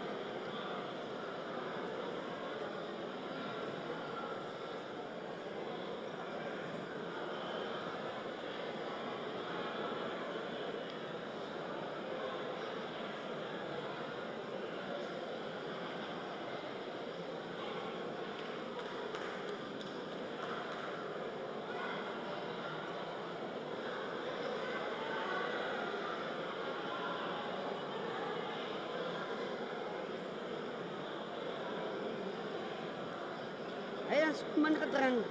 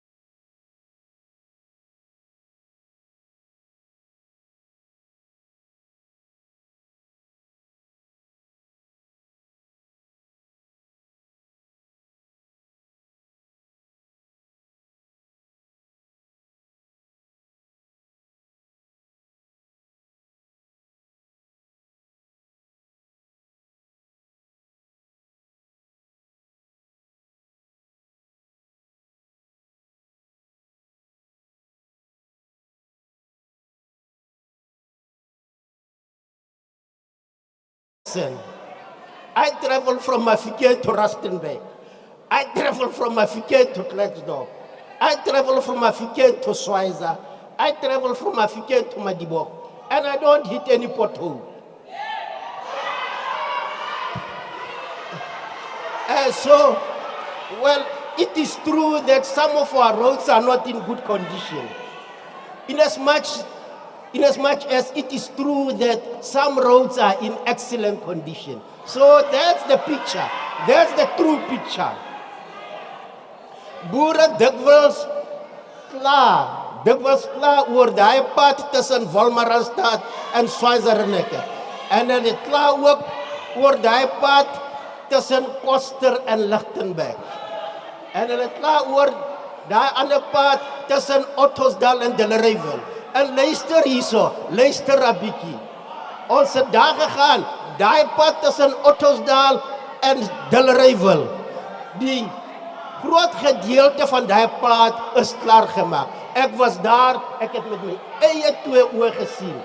En die pad is uitstekend. Ek is bly daaroor. Honorable Premier, just a second. Honorable member, your hand is up. On what point are you rising?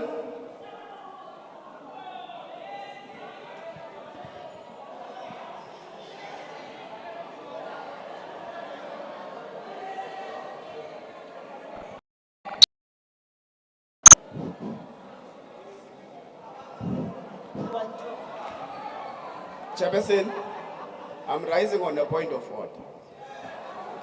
Yes, members are allowed to hail, but now they are drowning the speaker and you are not protecting the speaker. Please protect the speaker, Honorable Chairperson. They are drowning the speaker is not breathing. Thank you very much. No, thank you very much. I'm sure there's no harm in a little bit of heckling, but to drown a speaker is another question altogether. Please proceed, Premier. Please proceed, Premier. There's this story that people like, the Clover story. The Clover story. Now, when we were told that Clover was disinvesting from Lichtenberg, we were very worried. We formed a group with some Afrikaners to look at the problem. Honorable members. And we did not understand what the cause of the problem was. Until the matter was taken to court. Until the matter was taken to court. And in court papers, Clover stated that the company has been operating in a difficult environment. Hence the need to embark on a restructuring. And they ended up relocating from Lichtenberg, Milnerton, City Deep, Heilbronn, Frankfurt, and other places. And I had the opportunity to speak to one of the farmers there. And I said to me, "Money worry oor Clover nie. Their business model is not working here. We want to take over their premises. We want to operate there. And we as South Africans are aware that we don't have electricity. But we are prepared to buy a generator. We know to ensure that we operate." This is what we want to hear from South Africans. You know, I really never thought about a fight with the EFF. I really never. You have been well behaved for the whole day. How can a person like me provoke you to howl like this? Oh, my God.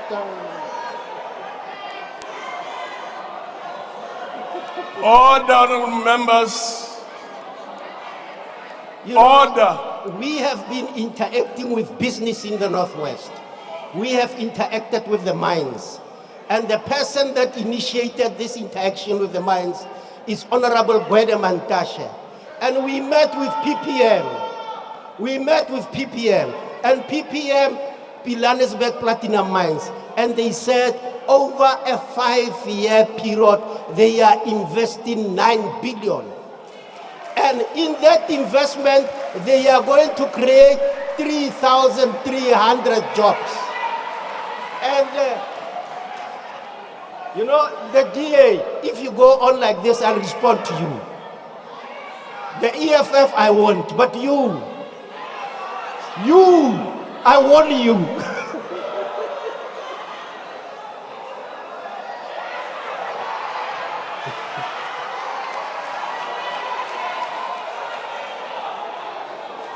All the honorable members, can we just ensure that the speaker is able to continue? Can we have a bit of order? We met with several mines, Samanco, and the others, and they are all saying we are expanding. They are all saying we like your support.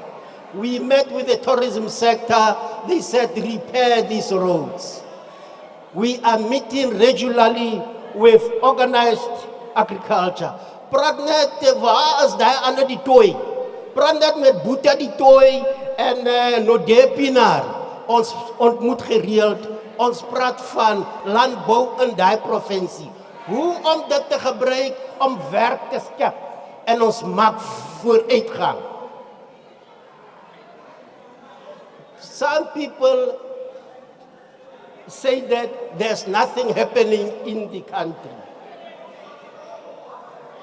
I want to tell you, there's a company there called Supreme Chicken. Supreme Chicken invited me and they said, we want to expand. They have operations all over our province. And they said, we want to invest and expand. And you know, it's not only them. Many involved in the chicken industry are expanding. As a result, I think we are becoming the #1 province in the production of chicken. I'm just telling you a few stories. Mara, aangezien die DA belangstel in mij. Ik wonder hoe komt stellen belang in mij. I just want to say this.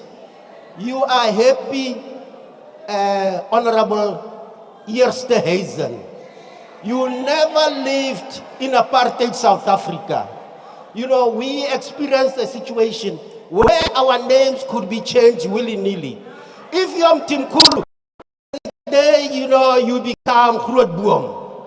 And so since you are Steenhuisen, maybe you can become Brick House. And we say Brick House. And you must note that when they do that, they continue to bastardize your name. You may not even end with Brick House. You may become Brick something. But that doesn't worry me what brick you'll become, Brick something. What worries me is your statement wherein you said people will vote for you. I don't know, you only think of black people when you want their votes. You don't think about them as leaders. And in that we think you are being patronizing and paternalistic. And we really do not like that. But I want to advise you, go and read a book by Amika Cabral, Unity and Struggle. In that book, he defines what people means. And when you read it carefully, you'll realize that you do not qualify to be called people. In fact, your party represents the antithesis of people. Laat ek net bietjie praat met Groenewald en die toy. Hou op, de Groenewald. Hou op, Groenewald. Moenie hier kom en vir ons vertel BEE en affirmative action is verkeerd. Yes, as you move towards closing, Premier, the time, yeah.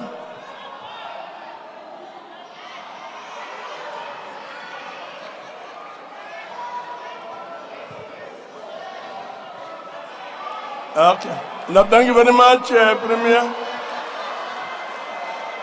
We will now proceed to Honorable Nana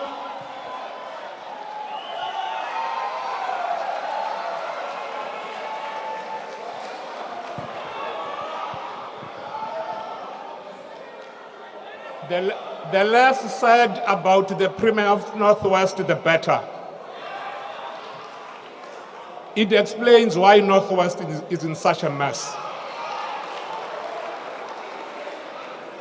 Honorable Chairperson of the NCOP, ngale njikalanga nam mandizeke mzekweni ndizibulisele kuni noshumi.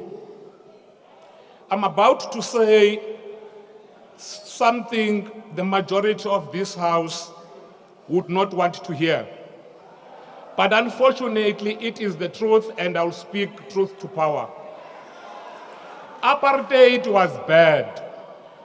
Apartheid was very bad.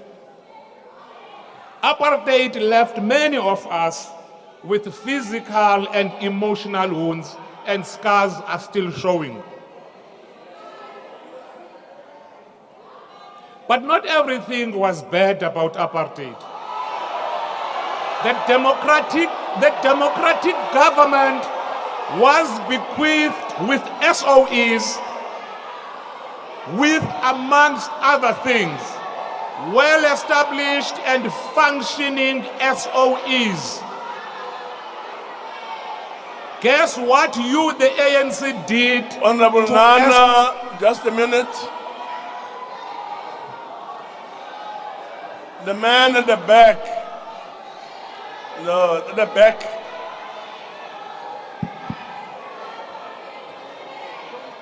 At the back. On what point are you raising, honorable member?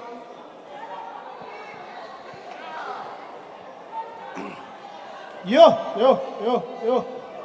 Yeah, this is very worrisome. Apartheid is a crime against humanity. Chair, can you rule this man, this honorable member, to order? There's no way that he can say apartheid was never bad on all centers. Apartheid was bad on every life of South Africans. Thank you very much. Including the same white people. Thank you very much. Under apartheid, they were very bad. Thank you very much, Chair. Thank you very much, Chair. Thank you very much, honorable member, but that's not the point of order. Please proceed, Nana. Please look at my time, Honorable Chair. The democratic government was bequeathed with, amongst other things, well-established and functioning SOEs. What you did with ESCOM, SAA, SA Express, Petro SA, PRASA, South African Post Office, SABC, Transnet, to mention just a few. The corrupt ANC government systematically obliterated each of these entities, some to extinction, whilst others are a shadow of their former glory, costing a taxpayer a fortune.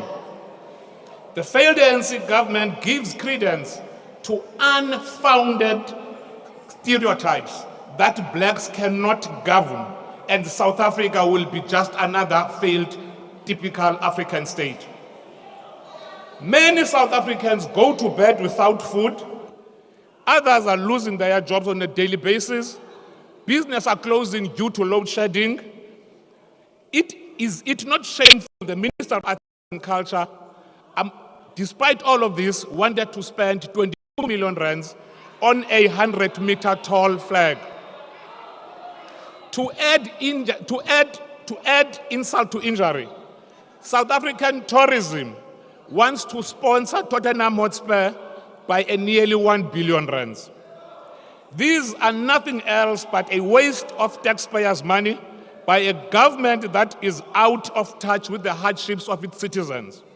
Mr. President, your cadres in the Eastern Cape municipalities have taken rot, maladministration, and corruption to new heights. Public infrastructure is in many municipalities either near or completely collapsed, and Inokum Gijima is leading the pack.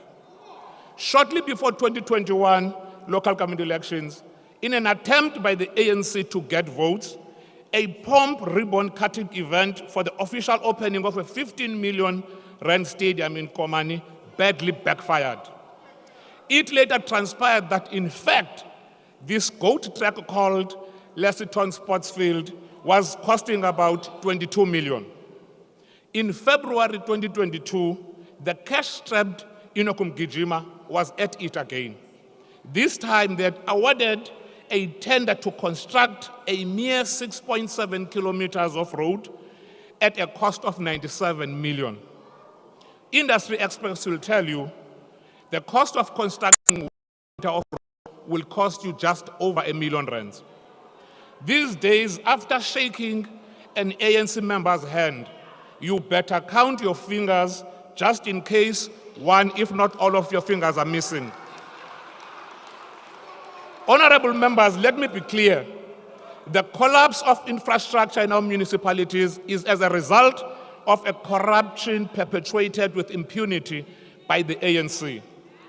However, it is not all doom and gloom in the Eastern Cape. As the saying goes, every dark cloud has a silver lining. A democratic alliance government in Kocha municipality is that silver lining.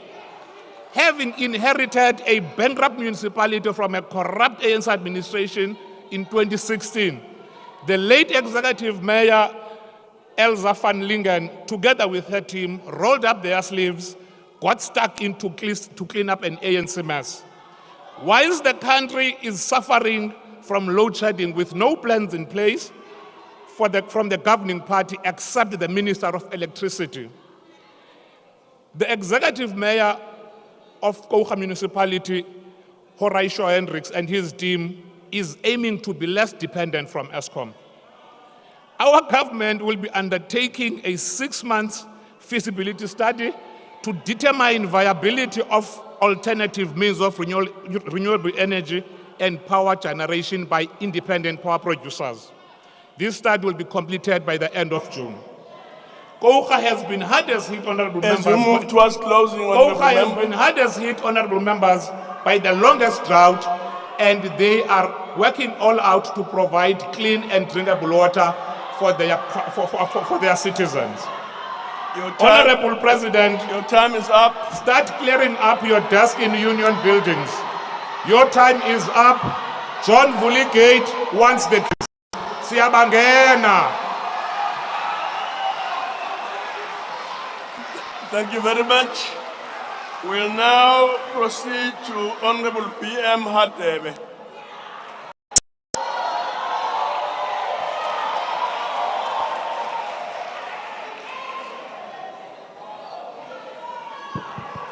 I think it was Steve Biko who once said the most important weapon in the hands of the oppressor is the mind of the oppressed.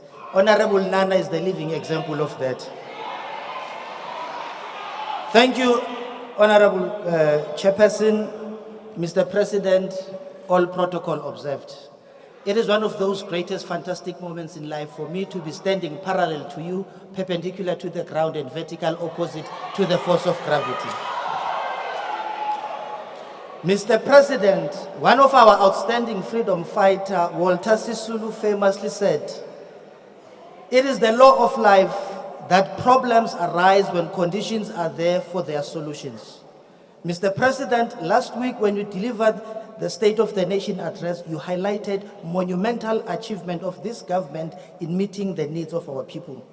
Your address, Mr. President, was an appeal for us to remain hopeful as we navigate difficult challenges we face as a nation. You called on us to reignite the resilient spirit of our forefathers, our fallen martyrs who against all odds fought fearlessly and defeated apartheid in order for us to attain freedom in our lifetime.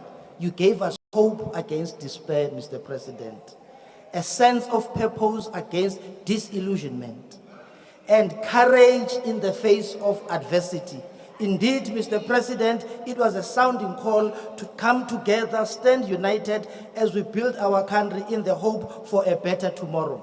Mr. President, you demonstrated acute awareness of challenges we face. You inspired the nation when you said, and I quote, "Whatever difficulties of the moment, whatever crises we face, we will rise to meet them together, and together we will overcome them," close quote. Yes, Mr. President, United we stand and divided we shall fall, like the red overalls and Teletubbies on Thursday. When they tried to climb the stage, they fell because they were divided. Madam Speaker, one of the critical challenges highlighted by the President was the question of corruption. On this note, President, you steps, progress, and gains that have been made in reinvigorating our law enforcement agencies to intensify criminal prosecution on state capture networks, recovery of stolen money, and the seizure of ill-gotten assets.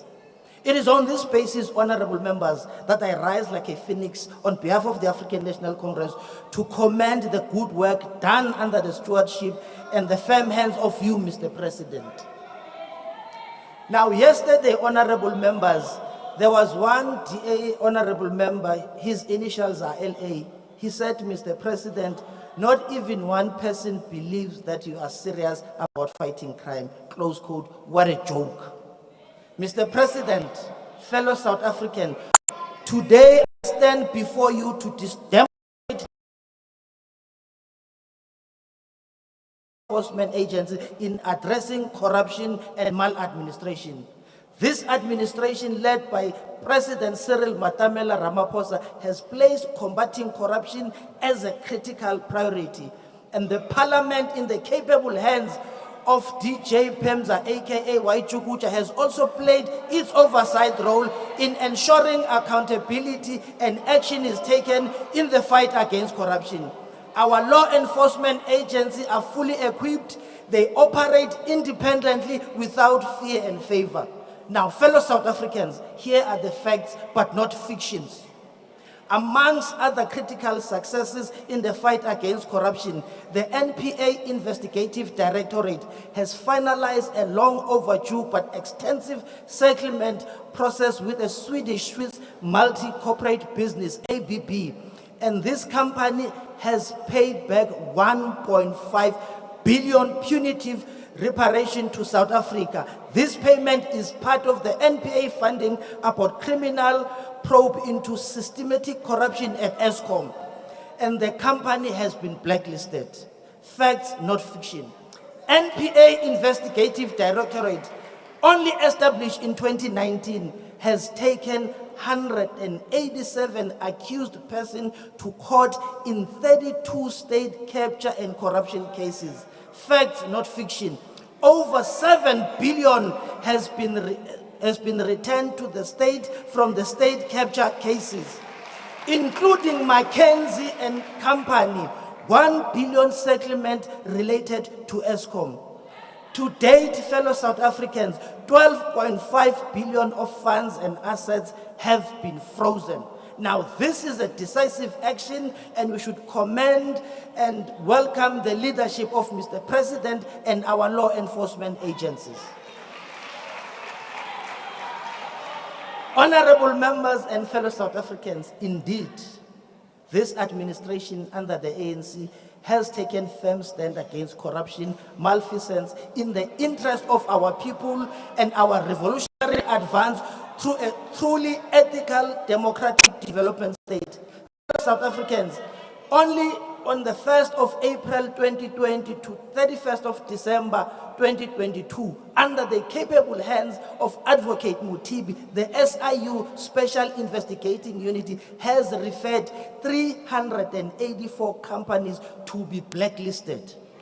Now, honorable members, blacklisting is one of the important steps to implement consequence management, and it ensures that implicated companies are restricted from doing business with the state. 384 companies are now prohibited from doing business with the state.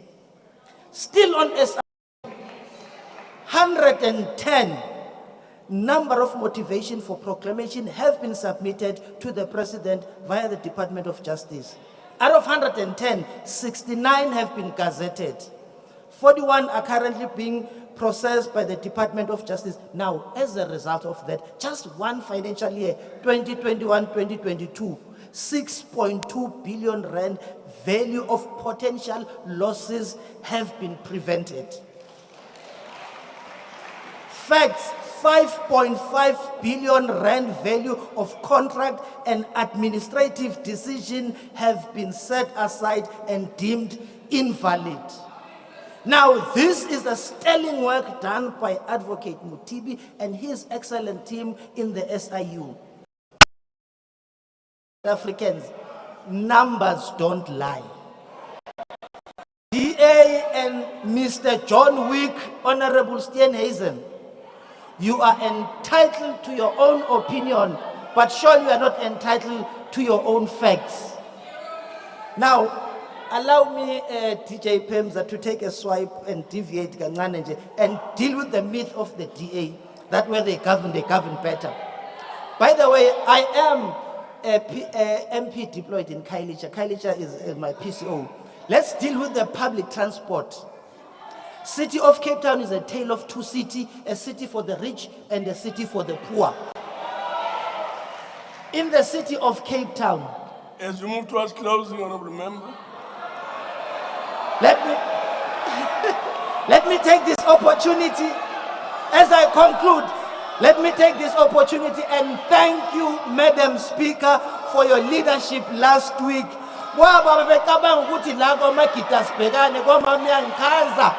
Bahlangane nembila ithutha ihola emhlophe phambili ama-overall agcwala umoya bezwa ngathi bayasha kanti vele sebashile. Thank you.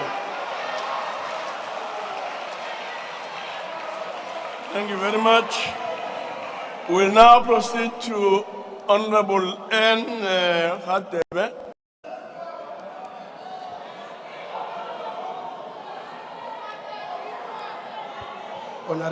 Honorable Chairperson of the NCOP, Your Excellency, the President, honorable members, Mr. President, considering that you engaged with us on the state of our nation, let us respond with a discussion on the experiences of the people of our nation.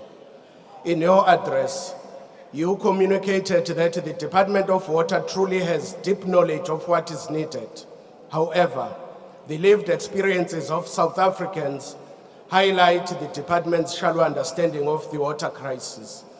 During the 2022 NCOP taking Parliament to the people in KwaZulu-Natal, where you were also present, Mr. President, members of the public reported that in the Ugu district, it can take 6 weeks between water deliveries. They claimed that Izingolweni Ward 33 has been without water for 10 years. However, the day before the last municipal elections, water came gushing out of the community tap in this community. This lasted until 10 a.m. the following day and then ran dry, which raises the question if there really is no water or just indifferences from the ANC-led government to provide the services to the people. The Minister of Water and Sanitation visited Ugu in both July and November, yet nothing has changed. Water is already a crisis in South Africa, and we cannot ignore the warning signs following the same route as the energy crisis. Immediate intervention is needed if we want to avoid another declaration of disaster in years to come. At municipal level, we are given the perfect example of the government's lacking ability to deliver services even under conditions favorable for rectification. When municipalities are placed under administration under Section 139, it means that they are desperately in need of help from those who have the skills to execute an emergency plan so that service delivery becomes the main focus. Unfortunately, we are seeing ineffective administrators merely shift from one failing municipality to another. These administrators have little oversight, and there is lack of clarity on the requirements for consideration of the administrator role and the performance tools used to monitor them. A few years ago, you signed performance agreement with your cabinet in what seemed like a promise to afford South Africa the accountability and service delivery that we deserve. Regrettably, the terms of the agreement you have entered into have found to have no bite when it comes to ensuring that our cabinet is free from corruption and is orientated towards service delivery objectives. As the respective ministers at the 2022 NCOP week stood up to the podium to address the plight of the people, which highlighted the true state of the nation, they were unable to empathize and engage beyond their prepared notes. This emphasizes the disconnect between our country's people and her government. Mr. President, last week in an IFP statement, we mentioned that in your SONA 2022, you highlighted the role of entrepreneurs and small businesses and praised Mr. Thabo Makhubu, Mr. Thando Makhubu, the founder of an ice cream shop, the Soweto Creamery, whose business provides employment to 4 people. Fast forward to SONA 2023. Your time is up. Thank you, Chair. Thank you very much. Next to speak is Honorable the Minister of Basic Education.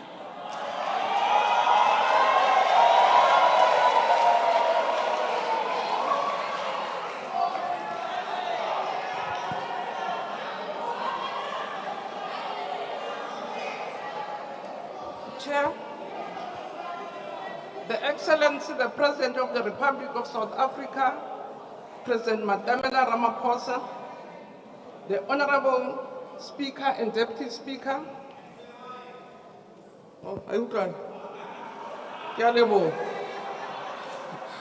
the Chairperson and Deputy Chairperson of the NCOP, leaders of different political parties, whips, colleagues, honorable members, ladies and gentlemen. Chair, I stand here to address you in full support of the State of the Nation address, which was delivered by our President. But allow me, Speaker, to quote from the February 2021 publication of the Development Bank of South Africa, which succinctly summarizes the role of education in economic development. And he says, and I quote, "Education in every sense is one of the fundamental factors of development. No country can achieve sustainable economic development without substantial investment in human capital. Education enriches people's understanding of themselves and the world. It improves the quality of their lives.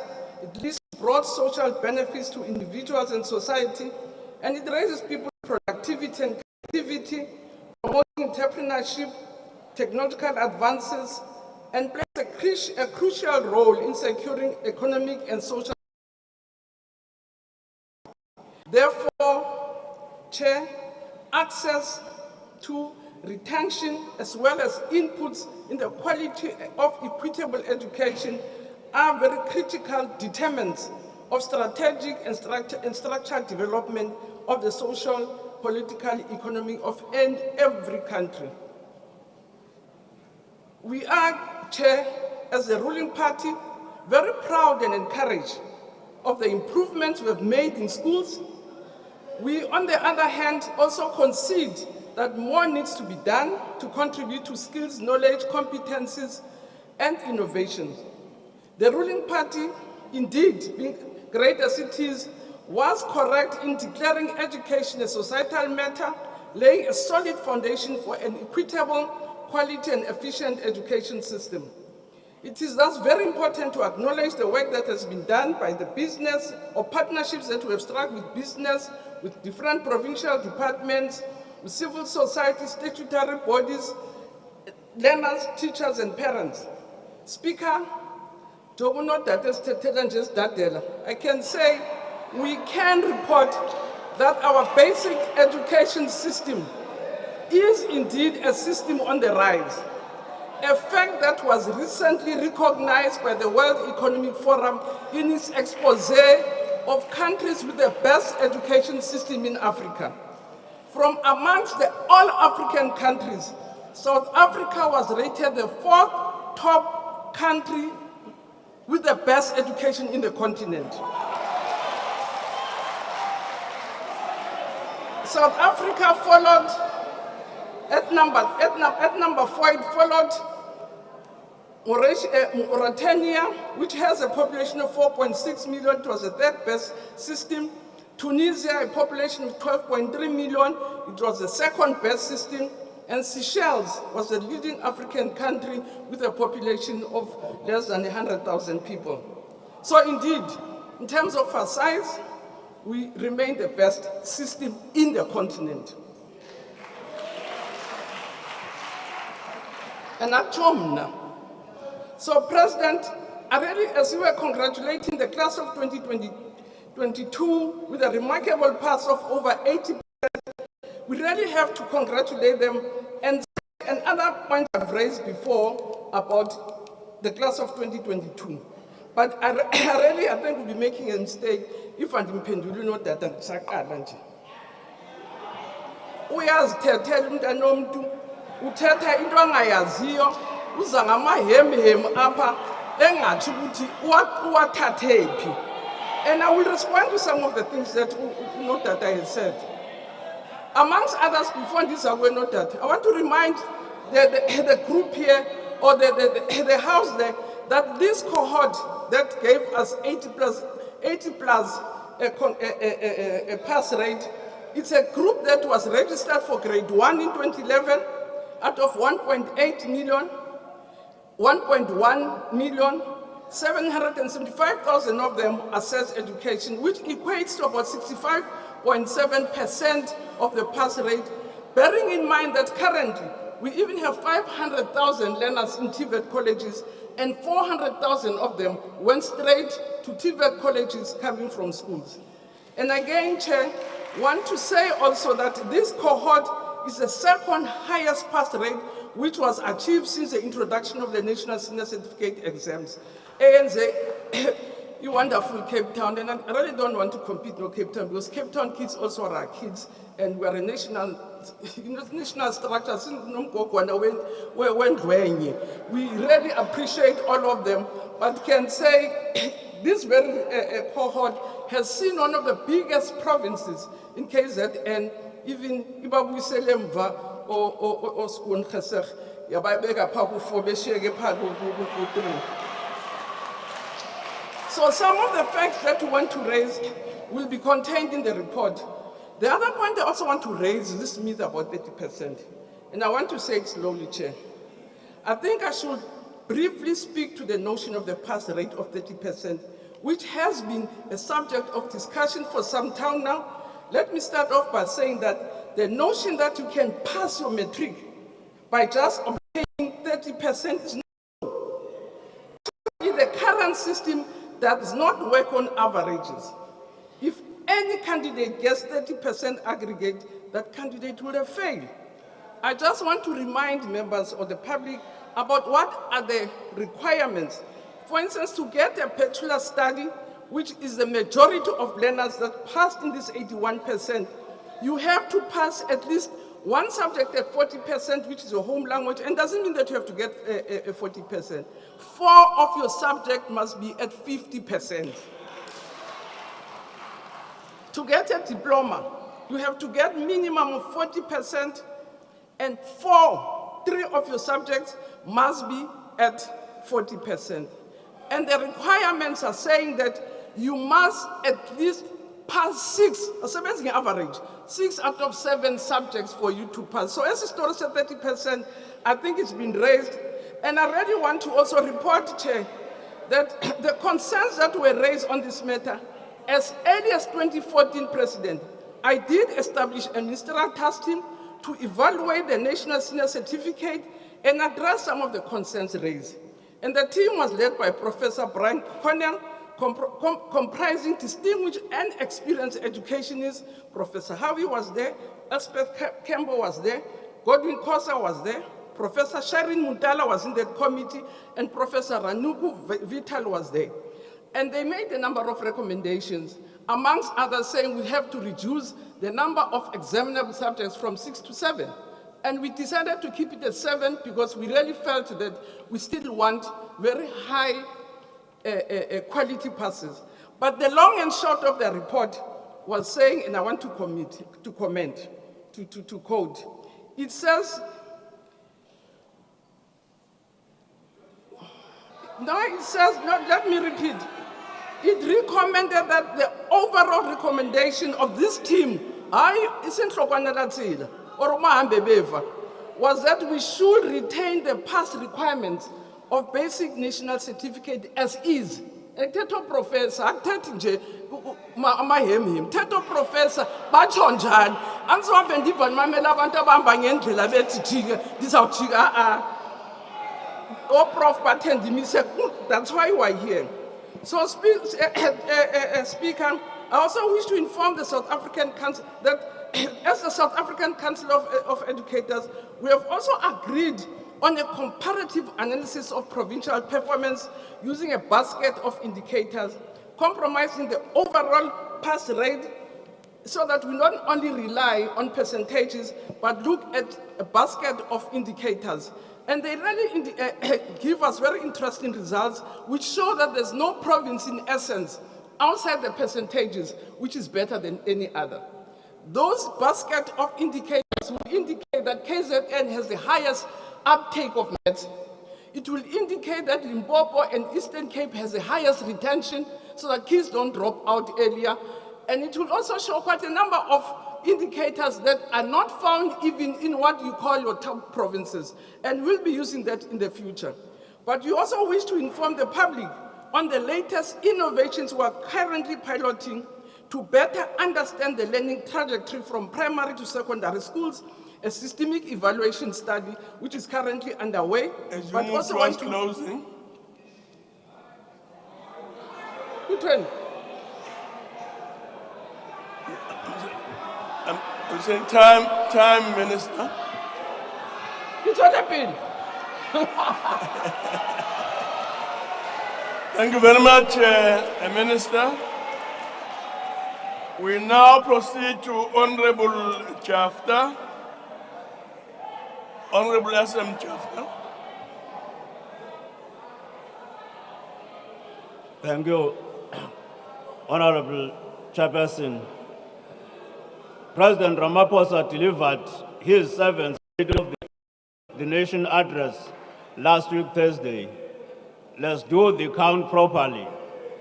In his first address in 2018, the President extensively recited Hugh Masekela's composition, Tumamina. In retrospect, we know that the meaning of the song has been distorted throughout the President's term. There is no hand shown to lend. There is, in fact, a regression of the past years and a complete lack of vision. In our view, it was ironic that the President left out Letambulu's iconic song that says, "Not yet Uhuru," back in 2018. The song depicts the real state of our nation. Mbulu reminds us in the song that, I quote, "Umhlaba wakithi usemi ndawonye, akukho mehluko kulelizwe." She goes on to say, "Ilifa lezithutha lidliwa ngabahlakaniphileyo," close quote. And as expected, she urges South Africans to break the shackles. This sentiment is unusually shared across the spectrum and among retired judges, academics, professionals, capital, trade unions, the working class and the poor. They all insist that the crippling electricity supply, state corruption, and the dire living condition of our people must rally everyone into action to end the reign of this poor administration. This cohort believes that the current crisis constitutes a failed revolution. Honorable members, the President is fond of hope. The following timeline reflects this obsession. From 2019, the word hope appears not less than 15 times in his multiple SONA addresses to the nation. The President is perpetually hopeful. It is not hope, regrettably, that will address the widening Gini coefficient and income per capita divide in the country.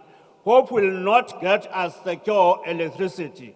Hope will not reverse the impacts of load shedding on businesses and farmers who continue to be the hardest hit by this calamity.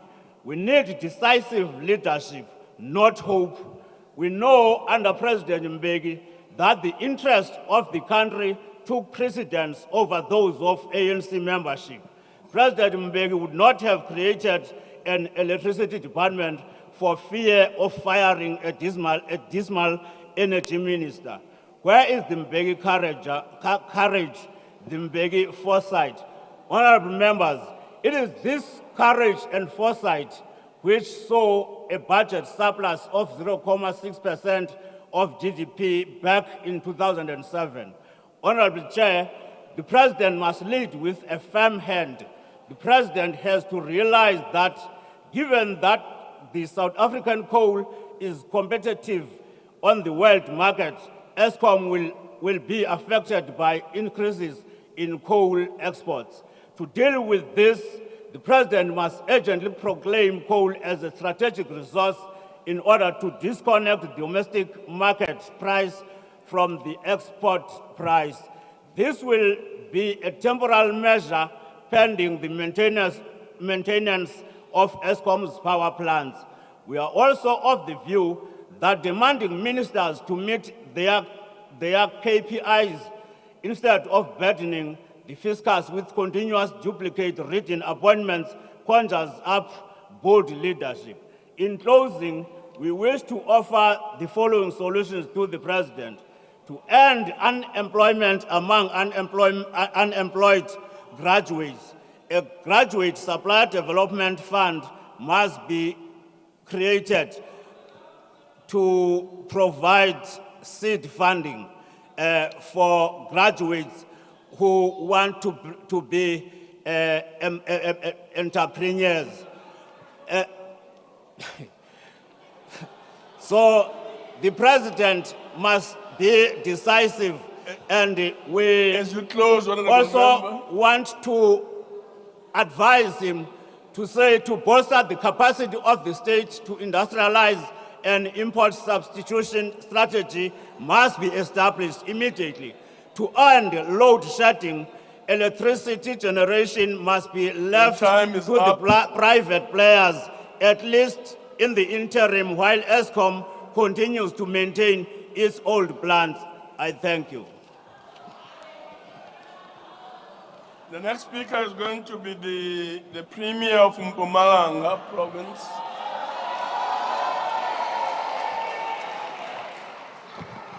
Madam Speaker and Chairperson of the NCOP, His Excellency the President of the Republic of South Africa, Mr. Cyril Ramaphosa, Ministers and Deputy Ministers, our honorable members. Chairperson, I want to join the millions of South Africans who have congratulated you, Mr. President, for delivering a comprehensive address premised upon unity in purpose to steer this country back to the path of sustainable development in this year of decisive action to advance the people's interest and the renewal of our nation. It is fitting that the President delivered the proverbial umkombandlela for government at all levels, here in the City Hall of Cape Town, where the father of our nation, Nelson Mandela, gave his first public address as a free man 33 years ago. Mr. President, your presence on that seminal day and the faith Utata Mandela had in you primed you to lead this beautiful nation through the most challenging period since the advent of our democratic dispensation. Just like Tata Mandela, you are an emissary of hope for a better future of our people. Your address last week reminded all of us of a South Africa we want to build for the benefit of our future generations. A South Africa with equal opportunities. A South Africa that actively protects the dignity of her people. And a South Africa that brings to fruition the Freedom Charter's declaration that no government can claim authority unless it is based on the will of the people. Our renowned constitution and the laws that stems from it have shown that no political democracy can survive if the majority of our people remain in poverty and without prospects for a better life. As such, our work in Mpumalanga is premised upon accelerating socio-economic transformation that will materially change the quality of life of our people. We welcome the bold and ambitious initiatives that shall be embarked upon to address the electricity shortfall. We agree with you that in a short term, priority should be given to fixing ESCOM's coal, improve the existing supply, in order to improve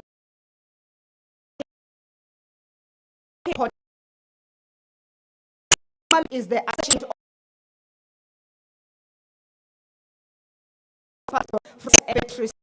need of what the President emphasized in the address when he stated that, I quote, "We will continue our just transition to a low carbon economy at a pace our country can afford and in a manner that ensures energy security. Above all, our just transition will prioritize workers and communities in vulnerable industries to ensure that left," close quote.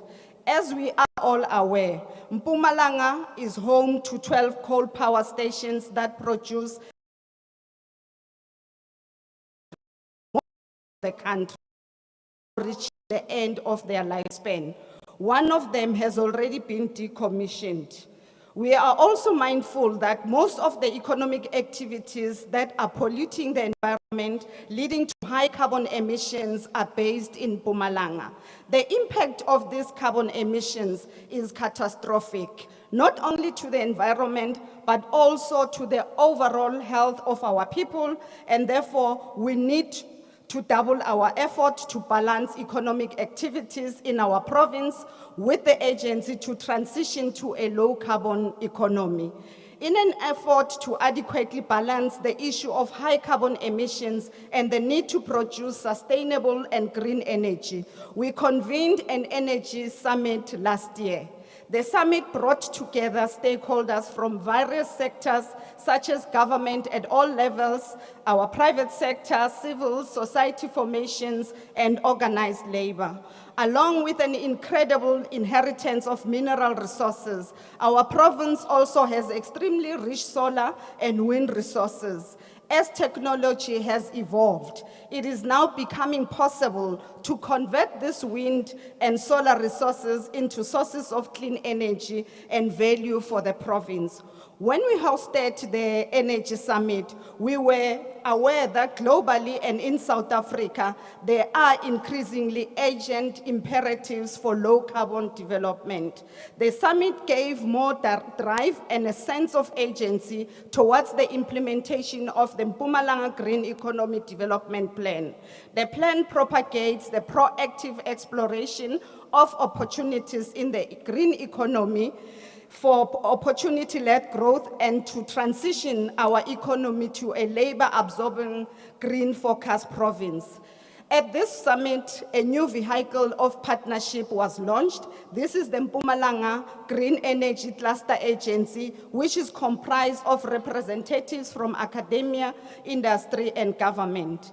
10 months into its existence, I am pleased to report that the agency is already working with private sector players to remove barriers to the development of over 3 gigawatts of renewable energy projects in our province.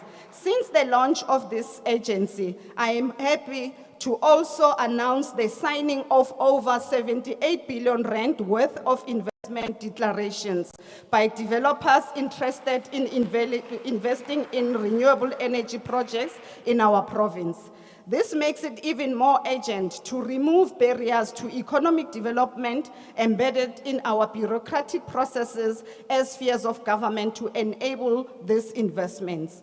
To this end, the Green Cluster Agency has produced market intelligence report for the green economy, identifying and quantifying opportunities for green jobs and investments in water, agriculture, and energy value chains. For us in Mpumalanga, Just transition is not only limited to energy, but also to preserving our scarce water resources, pursuing agriculture in a climate-friendly manner, investing in skills, and promoting circular economic activities. All these practices are crucial in saving our planet. We will position our province to remain an energy hub that plays a leading role in the production of renewable energy and associated activities. We shall apply for the classification of the second SEZ in Secunda in support of the green energy and associated industries.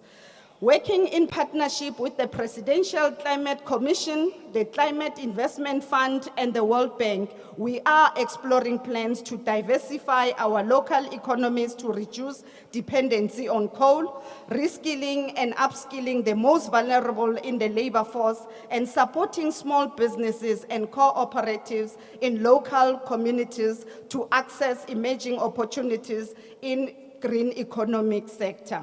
Once again, we remain thankful to you, Mr. President, for raising the matter of climate change and the just transition in a manner that takes into account the importance of concrete actions for mitigation, adaptation, and sustainable economic development pathways. Chairperson, the hard lockdown has had an adverse impact on employment in our province, especially amongst women, young people, and people with disabilities. To contextualize and put this into perspective, our unemployment rate was at around 35.1%. Worryingly, the unemployment rate amongst young people between the age of 15 and 34 years is around 46.5%. In order to decisively address this problem, we have developed the Mpumalanga Economic Recovery and Reconstruction vehicle to accelerate the implementation of key catalytic projects, which will not only stimulate growth, but shall also be highly labor intensive, with a key focus on young people, women, and people with disabilities. Through this plan, we will be rolling out high-impact green economy initiatives and industrialization through localization, employment stimulus initiative, tourism, agriculture programs. An important pillar of the MERRP is the strategic positioning of our province as a tourism destination of choice. Our province is endowed with tourist attractions that encompass scenic beauty, wildlife, and diverse heritage. We're in a process of augmenting our natural attractions with artificial and adventurous sites. One of the key sites whose construction will commence in March this year is the God's Window Skywalk, which is a PPP project aimed at attracting between 45 to 60,000 tourists along the Panorama Tourism Road. The project is planned to be complete and operation in March 2025. Another PPP project is the development of a cable car linking 3 Rondavels View Site and Swatini Dam. In the Barberton Makonjwa Mountain Heritage Site, we will be building an education center, geosites, and geotrails in order to make the site appealing to academic tourists interested in anthropology.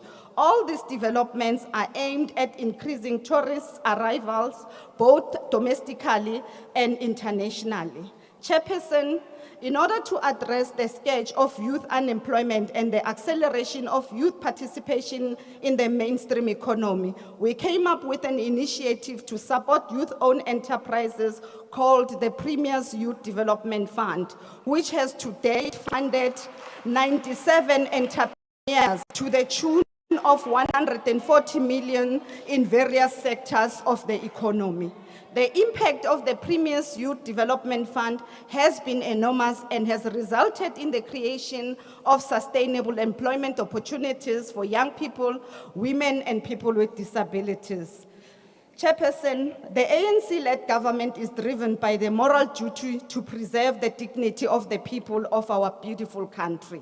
In our province, a large majority of our people now have access to water, not negating the fact that some of our communities are still accessing water through water tankers and communal standpipes. In order to address these challenges, we are in a process of rolling out the massive Loskop Dam regional bulk augmentation project, which will benefit the people of both Tembisile Hani and Dr. J.S. Moroka local municipalities.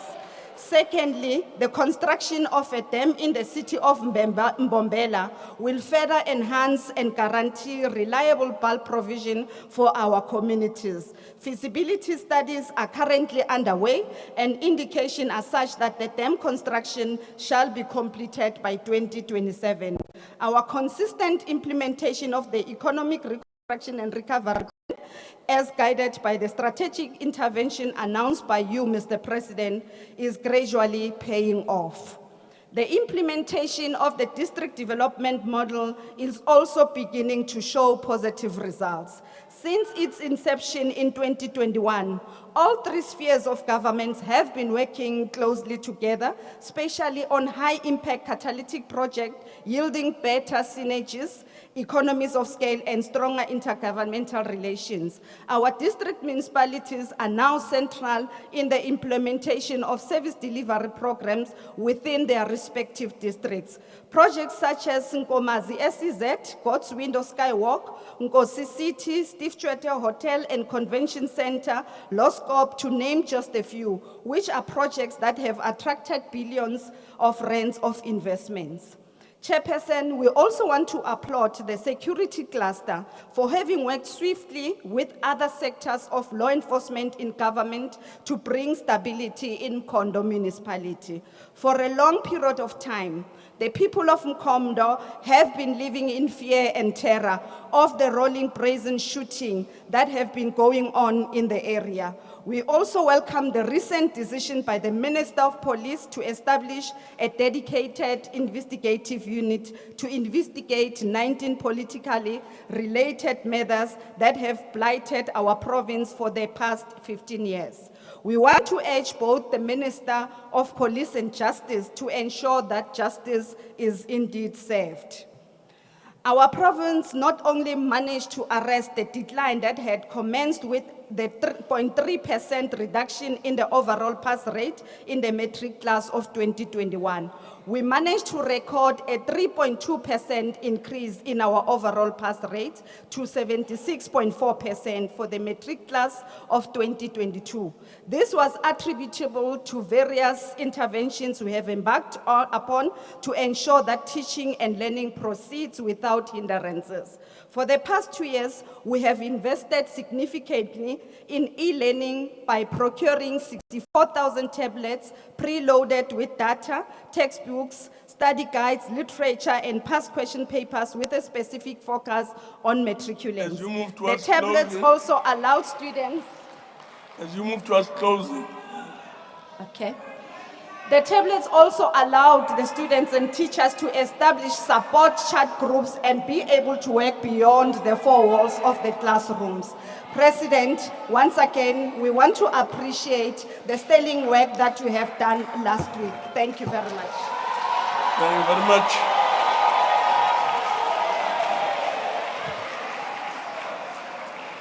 Honorable Madisha is not here.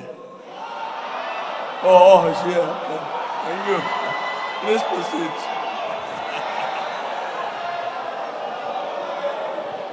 Thank you very much. Mr. President, when you became president of our country, I became very happy. That because you acknowledged the terrible mistakes made by your organization and those who came before you. You promised South Africans a new dawn. You said with your new dawn, you would address problems of poverty, unemployment, corruption, state capture, inequality, absence of skills development, and many more that South Africans faced. But a few days ago, as you delivered your SONA, I ashamedly said your new dawn is in fact a new darkness, permanent darkness for South Africans. South Africans received nothing from your new dawn. They are hungry and unsafe. We are at the moment in the top 5 positions when you look at the countries of the world who are extremely poor. Now, on the state of disaster, you have declared it is a very serious decision. We are not faced with an earthquake. If that was the case, a state of disaster would be the first compulsion. You know, Mr. President, the first why we are faced with this problem. The present situation is the continuation, President, of what happened in 2008 and 2014. The presidency, I'm referring to yourself and Mr. Zuma, was informed about the causes of load shedding by the SIU, which had been instructed to investigate. SIU reports indicated that key causes were: 1, corruption. ESCOM employees made deals with coal suppliers and got kickbacks. So the problems were self-created. Number 2, deals with coal suppliers were made without any proper tender processes. Some tenders were given to coal companies. Those tenders lasted for more than 10 years. As you know, sir, those tenders raised ESCOM's debt to more than 1.4 trillion rand. Even Deloitte and Touche auditors and another international company called Dentist gave you, Mr. President, reports that proved dirty tenders given by ESCOM employees to diesel companies which were not even known in the diesel industry. Brokers were used and they gave employees kickbacks, and I'm talking here about millions of rands. South Africa has coal, but quality coal is exported to Germany, China, and other countries.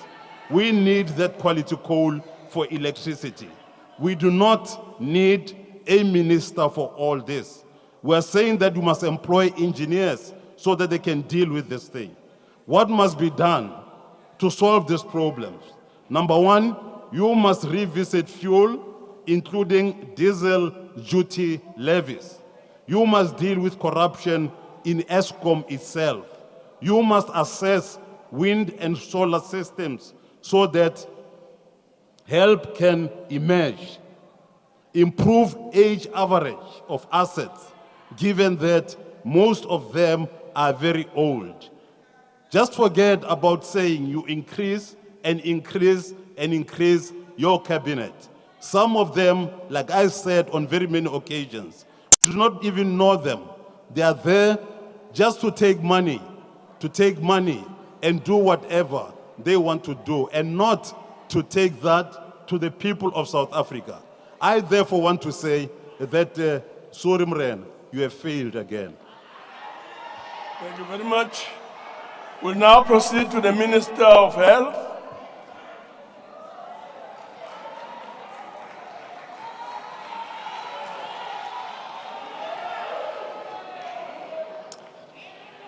Thank you very much, Chairperson of the NCOP.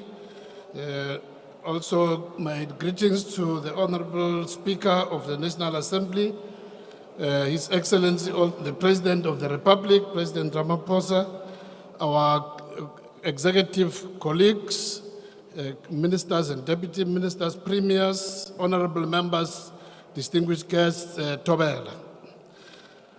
I appreciate this opportunity. My Chief Whip for the opportunity to participate in this very important State of the Nation debate based on the address of the President on the evening of the about my predecessor on this platform because I think firstly, we shouldn't blame him. First of all, he needs to sort out who is the leader of their party. Once that is sorted out, I'm sure he can be able to advise us on any matter. Let's start there first. Mr. President, a year ago when you delivered the State of the Nation address, we were still in the grip of the high levels of the COVID-19 pandemic, having just been going through the fourth wave driven by the Omicron variant. A few months before that, our country and the SADC neighbors had been isolated from the world through travel bans.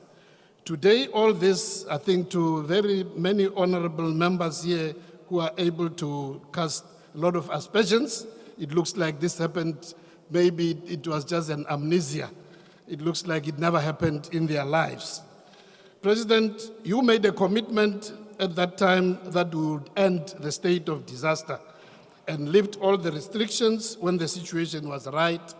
And at that stage as well, the doubting Thomases did not believe you. Now it sounds like deja vu that indeed we went on as you promised to deliver. Before the end of April last year, we had already lifted the state of disaster, and by the 22nd of June, we had lifted all the restrictions in relation to the pandemic. Interestingly, just yesterday, the government was in court, led by the Minister of COCTA, with one of the organizations which opposed the state of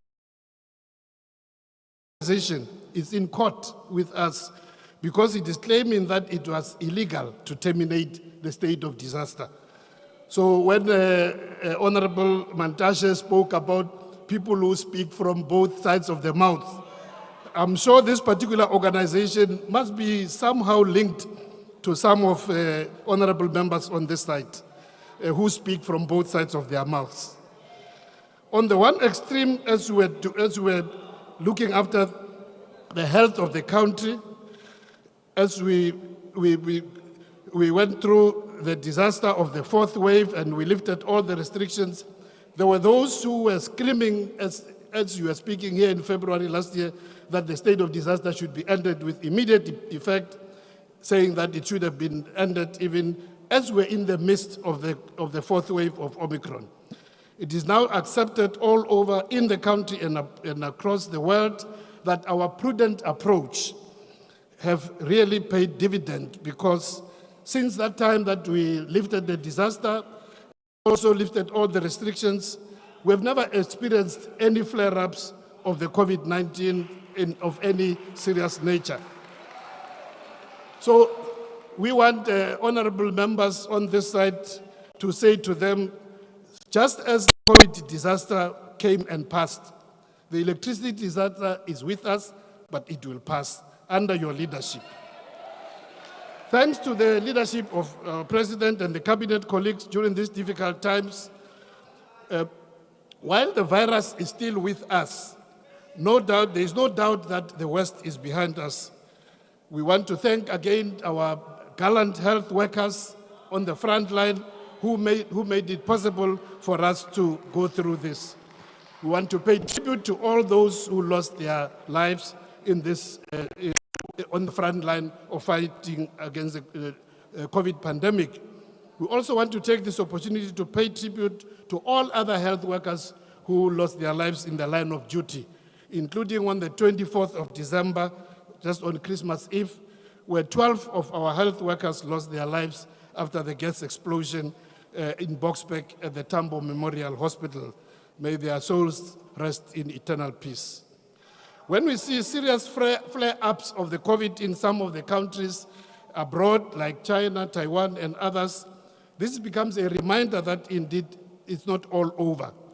But here at home, through the leadership of the government of this country, led by the President, whenever we just see small fires, as Professor Karim once warned us that we must deal with the small flames before they become wildfires. I think the way we dealt with it under your leadership, clearly, we have not seen any flames, we have only seen small fires. I want to say vaccination is still the best protection for all of us and for all South Africans. At the present moment, we have, under your leadership, President, administered more than just under 49 million doses of vaccine. 51.1% of the adult population is covered through the vaccination. But we want to say even today that it's still time to come forward. We still need protection. The boosters, we have the capacity to administer for those who still haven't taken their first jab, but also for those who are eligible for boosters. Just to remind the honorable members and members of the South African public that adults between the ages of 18 and 49 years can get their boosters after 90 days of their last jab. And also, whether it was Pfizer or J&J, you are eligible for boosters.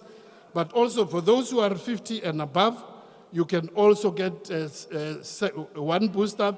You're also eligible after every 90 days to get another booster because the virus is still in our midst. So we urge everybody to come forward and be protected. We don't want to see what is happening in some of the far-flung countries. Your leadership, President, in the fight against COVID and the campaign for equity of access to the tools, including vaccines and therapeutics, is recognized in the continent, in the African continent, but also beyond.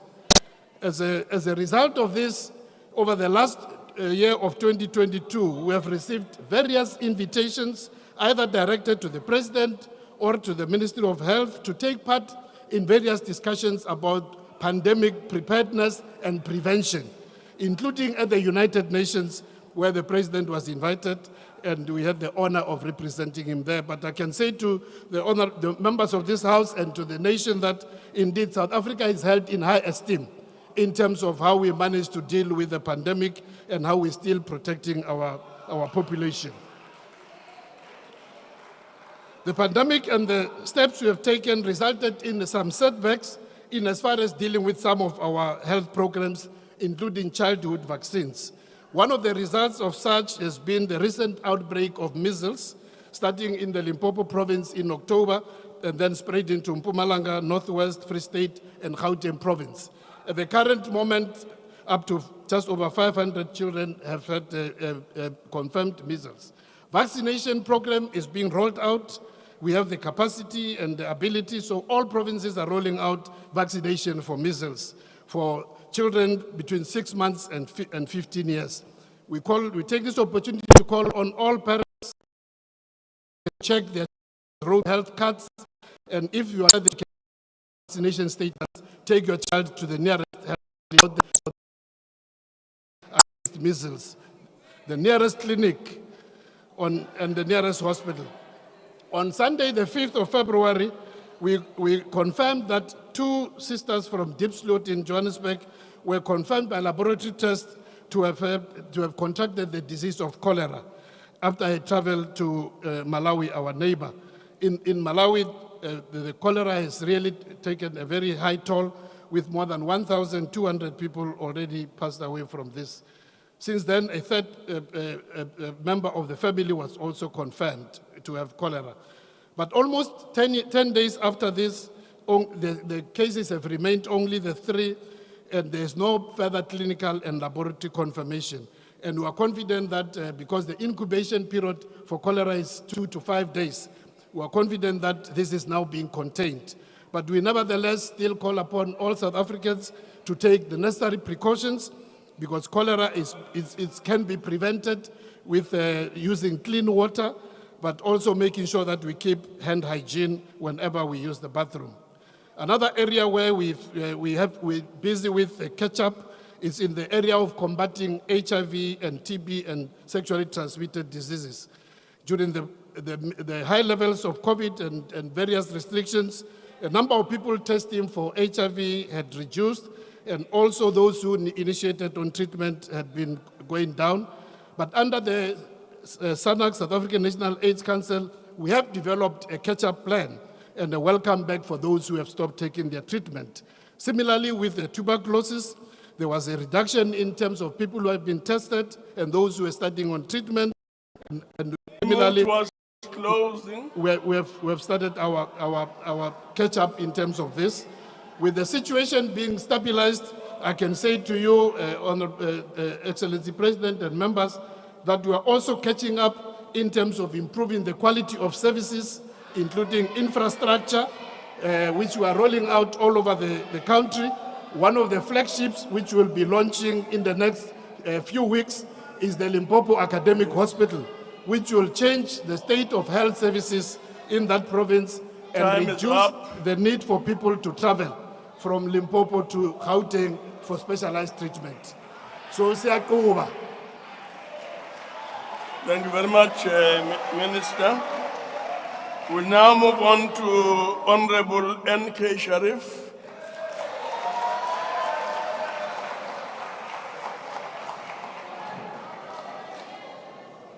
Thank you, Honorable Deputy Chair.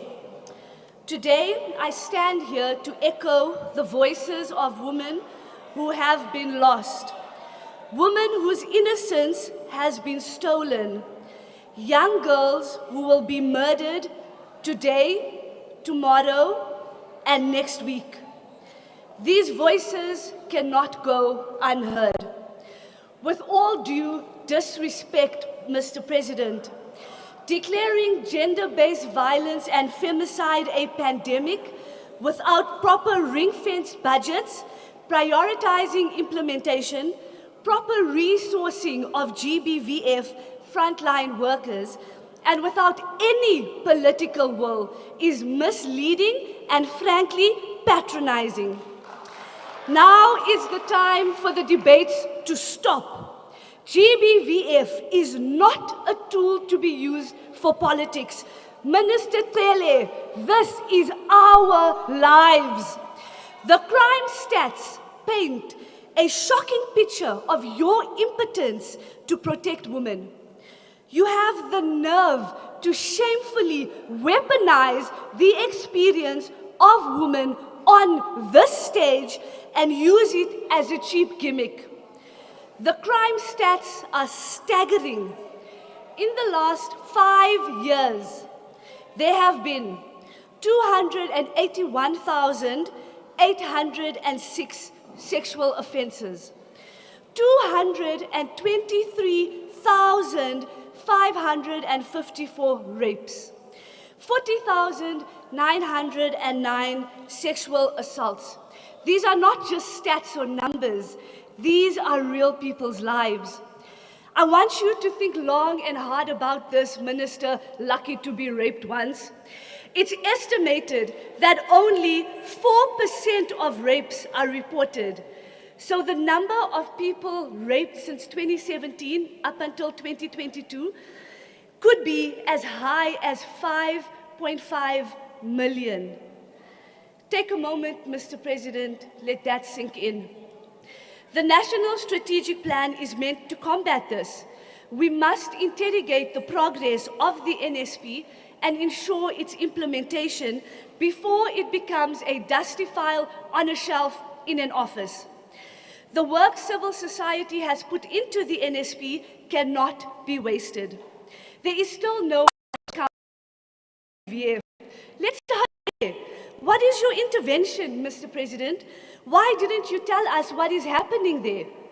Instead, we have a secretariat that is getting paid cash money but is not meeting targets.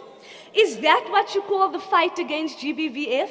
Because to me, it's pretty weak. Let's talk facts. 52% of the measly 21 million rand budget and is allocated to departments for the NSP has been used, and only 22% of the targets have been achieved. That is a failure. Whatever way you look at it, 22 out of 100 is a massive fail. 35% of targets not achieved is even worse. You should all hang your heads in shame. The numbers speak for itself. What this means, in simple terms, is that the fight against GBVF is failing. the lack of progress lays at the feet of the ANC government, and we as South Africans must take it upon ourselves and fire them at the polls. Mr. President, you focused on load shedding, but you failed to consider and address its effects on GBVF. Like everything in society, gender-based violence and its interventions will be impacted by the energy crisis. In a country that already hates women, being in total darkness so often poses so many risks to our direct safety. Walking, driving home, or being alone in complete darkness has increased our anxiety that we as women feel every single day living in this country. How much more must we suffer before we are taken seriously? You glossed over sexual offences courts, but failed to address the effects of load shedding on continuous and increased postponements of multiple GBVF cases across the country. Load shedding has forced the Johannesburg High Court, for example, to return to online hearings or find alternative venues. Magistrates and regional courts may have resource constraints that limit their ability to have online hearings. The continuous postponement of cases causes major second-degree trauma to the victims, which in many cases the perpetrator is out on bail. Mr. President, resilience won't save us. Only bold action will. Being resilient cannot be the start and the end of women in this country. Tomorrow, in your rebuttal, Mr. President, to choose action over resilience. I thank you. Thank you very much. We'll now proceed to the Minister of Communication and Digital Technologies.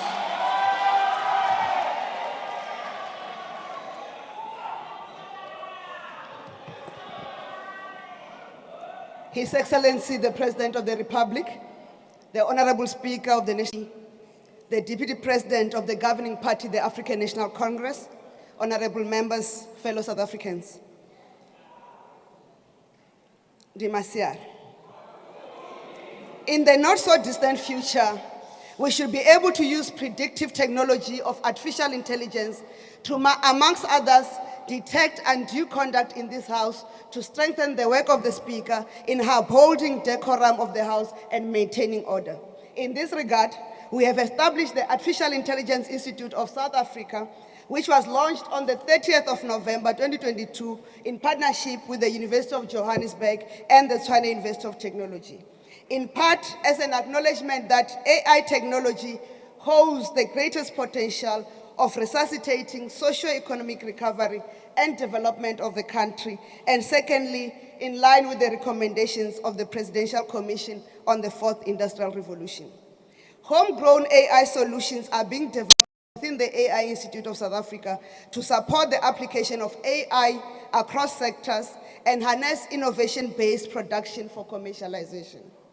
The immediate beneficiaries of the work of the AI Institute and in support of the great strides underway to improve the quality of basic education, of course, the masters of contradictions would want South Africans to believe otherwise, and supported by the Chemicals Industry Education and Training Authority, CHETA, youth linked to the AISA JBS Hub have developed a virtual science laboratory that will be rolled out to STEM schools without science laboratories, and this will enable learners to perform science experiments virtually instead of the current situation where we only read science experiments in their textbooks using technology, and thus we are using technology to bridge societal gap.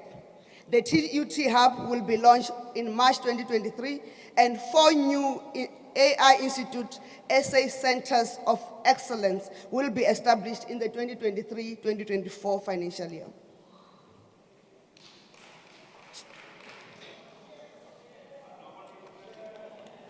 At this point, I would like the House to join me in extending well wishes to Professor Chirizima Rada, the incoming rector of the United Nations University, who has contributed immensely to this country, the region of SADC, and the African continent's progress in artificial intelligence, machine learning, and emerging technologies. We look forward to his continued contribution in the development of science and technology in South Africa and Africa in general. Tsela tshweu, Prof. Ngwale a patushedze u bva na u dzhena havho. Honorable Chairperson, when our nation was weeping the sudden departure of our beloved Mama Winnie Mandela, there were those who took to the podium to ask for a signal from Mama to divide the women of our nation. I want to assure Mama Winnie that analog signal will soon be a thing of the past. We have concluded the consultations on the analog switch off for the broadcast digital migration in full compliance to the order of the Constitutional Court, but most importantly, 44% of the set-top box installers are women, and this we do to make sure Mama Winnie multiplies, but that women are no longer victims of GBV because of economic dependence on men. The SABC is starting to take advantage of the increase in of channels on the DTT platform. That is the direct outcome of the broadcast digital migration. SABC News has launched a new 24 hours news channel on the DTT platform on all indigenous languages, meaning that for the first time in the history of broadcasting in this country, millions of South Africans no longer wait for evening news bulletins and current affairs shows to receive news and information in their own languages.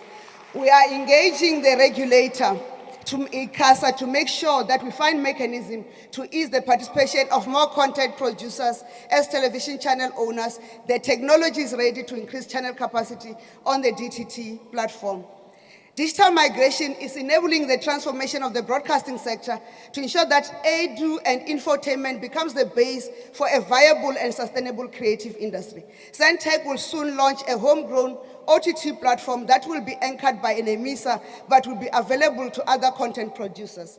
NEMISA continues to train upcoming content producers, including training unemployed youth on podcasts, vlog, and storytelling using mobile devices. Our goal is to eventually make this platform home for quality films, documentaries, and children's stories, in addition to the SABC Plus OTT platform.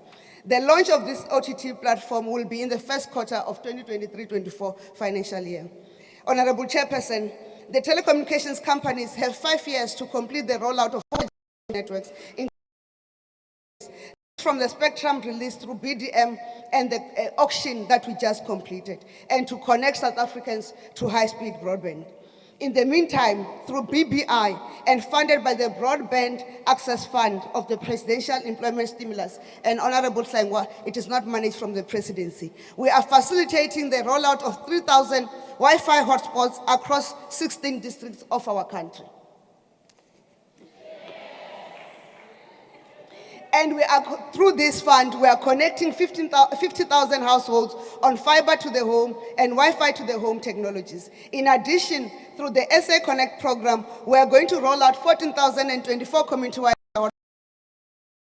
financial year across 16 districts, and the other 19,515 community Wi-Fi hotspots will be rolled out in 2024 financial years across the 36 districts, completing the over 33,000 community Wi-Fi hotspots that will enable South Africans to have universal access to the internet. And BBI is going to use ISPs to connect these Wi-Fi hotspots as part of transforming the sectors to make sure that Mama Winnie does not need to send the signal, because this government will ensure network availability to all rural areas. The costs to communicate are not decreasing at the pace that government wants, and to mitigate this, and in the first quarter of the new financial year, we are going to issue a policy direction to the regulator ICASA to study models that other countries are adopting to fast-track the reduction of cost to communicate without relying on market forces. Government has completed stakeholder consultations on the consolidation of different emergency numbers to a single emergency number for the country in a manner that harnesses our competitiveness in call center operations and partnership with the private sector. We will soon provide policy direction to the regulator to amend the regulations related to emergency numbers. This will improve the rate of responses to emergency calls, including through the use of interactive voice responses. We appreciate that the post office is a critical service channel for our people, in particular for those in rural and remote areas. For the post office to achieve this, we need to operate as a viable business, and all efforts are being made to rebuild this important service agency to a sustainable business. At present, personnel expenditure constitutes 68% of total company expenditure. Obviously, this situation is untenable and requires open and frank engagement between the leadership of the post office, workers, and workers' representatives to consider all options for purposes of retaining SAPO into a viable entity that will increase more jobs in the future and provide for e-commerce logistics backbone for the country. At the moment, the options are: do we save some jobs or lose all jobs? Do we close some post office branches or close all post office? Our commitment to the viability of the post office is because its branch network provides the base network infrastructure for the post bank. As we await National Assembly to finalize the post bank amendment bill, we continue to work with the Reserve Bank to finalize the corporatization, licensing, and repurposing of the post bank as a fully fledged bank, but as a state bank. The post bank will commence the revamping of 100 post offices branches to ready itself for its new role. And in addition to the repackaging of its product and service offering, the post bank has commenced with the onboarding of township businesses such as plaza shops to form part of its payment channels. This is part of the first steps to ensure that townships and small businesses are not stepchildren in the economy of this country due to financial exclusion. Honorable Chairperson, during the debate, Honorable Malima stood here and criticized the response of the Presidential Protection Services by the action they took to protect the person of the President. I don't even want to comment on Honorable Steenhuisen because we'll need to talk about post-matric qualification. As Mama Winnie Mandela told us, any acceptance of humiliation, indignity, or insult is acceptance of inferiority. We are not inferior. We won't accept attempts to make this president inferior. We are descendants of great and resilient leaders. And a self-respecting member of this house and addressing a joint sitting, come here and get a crime against humanity. It's a pity that in his house, some members are brainwashed to behave like puppets after the puppet master. But if I do not know better, I would say, emancipate yourself from mental slavery. Thank you very much. Our next speaker is going to be Honorable N.F. Shibambu.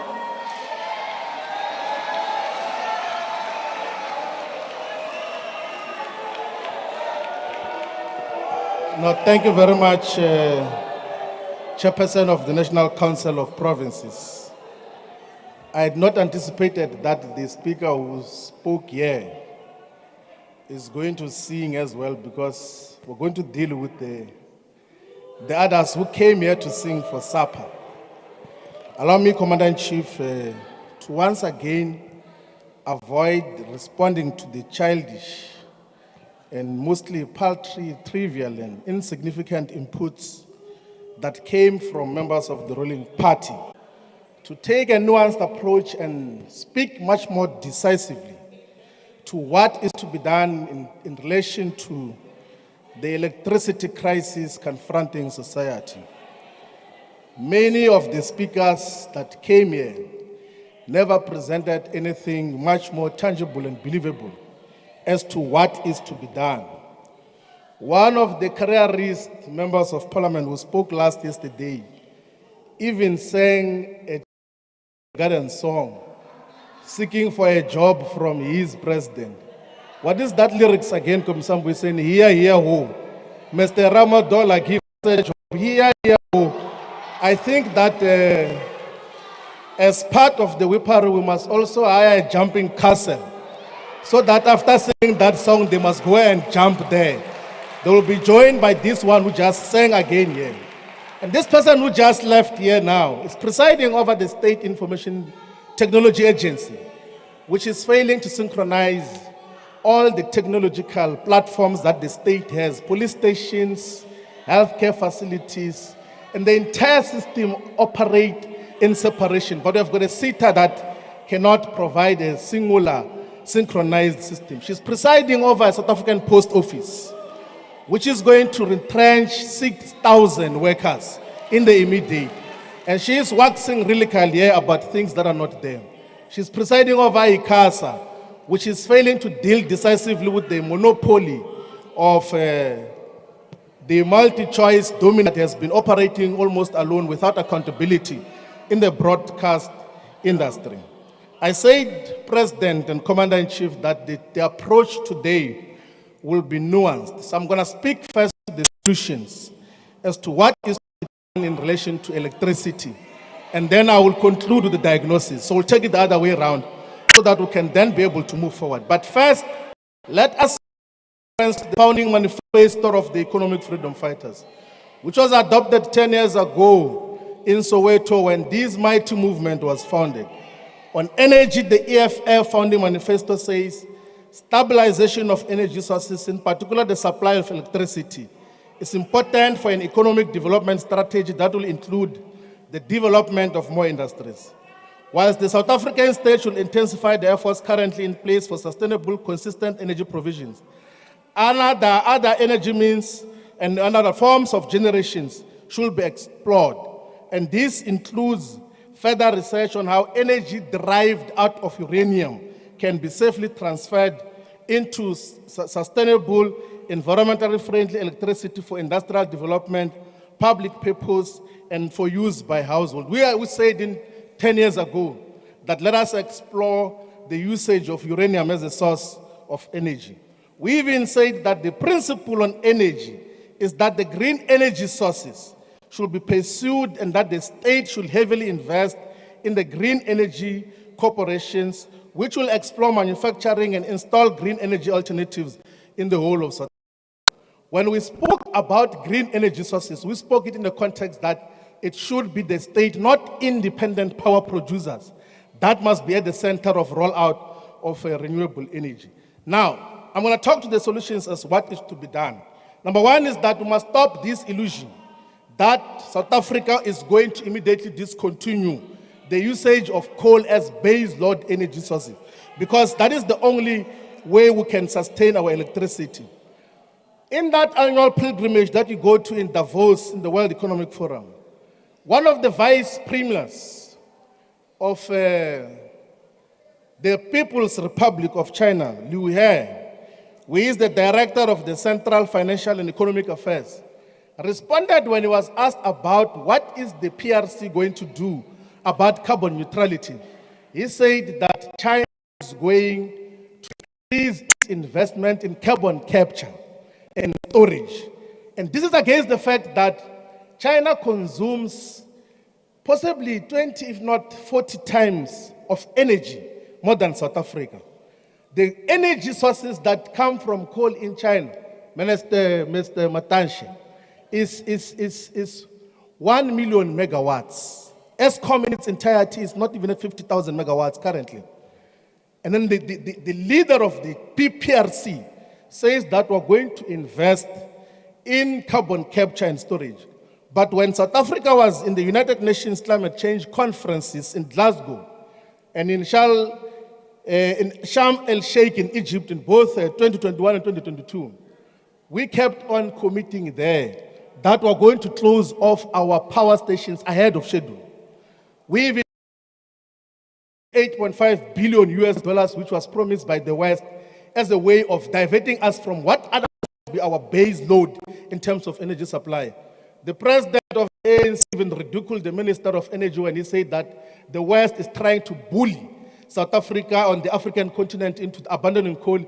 He said, no, this one is just a mine worker. He does not know anything. We're in a crisis now in terms of what has happened under all of those issues. Now, that illusion must be dealt with. We have to now invest in clean coal technologies, working with the CSIR and the Council of Geosciences. Number two, we need to plug into the national grid the floating storage regasification units. The Secretary General of the ANC will not know what that is because in the schooling system before tertiary, they don't teach that. So the FSRUs, when Germany was faced with the energy crisis, out of the necessary military operations done in Ukraine now, they approved within 12 months the power ships. So power ships is like power stations that come from the sea, and then it parks on the shores and plugs into the national grid.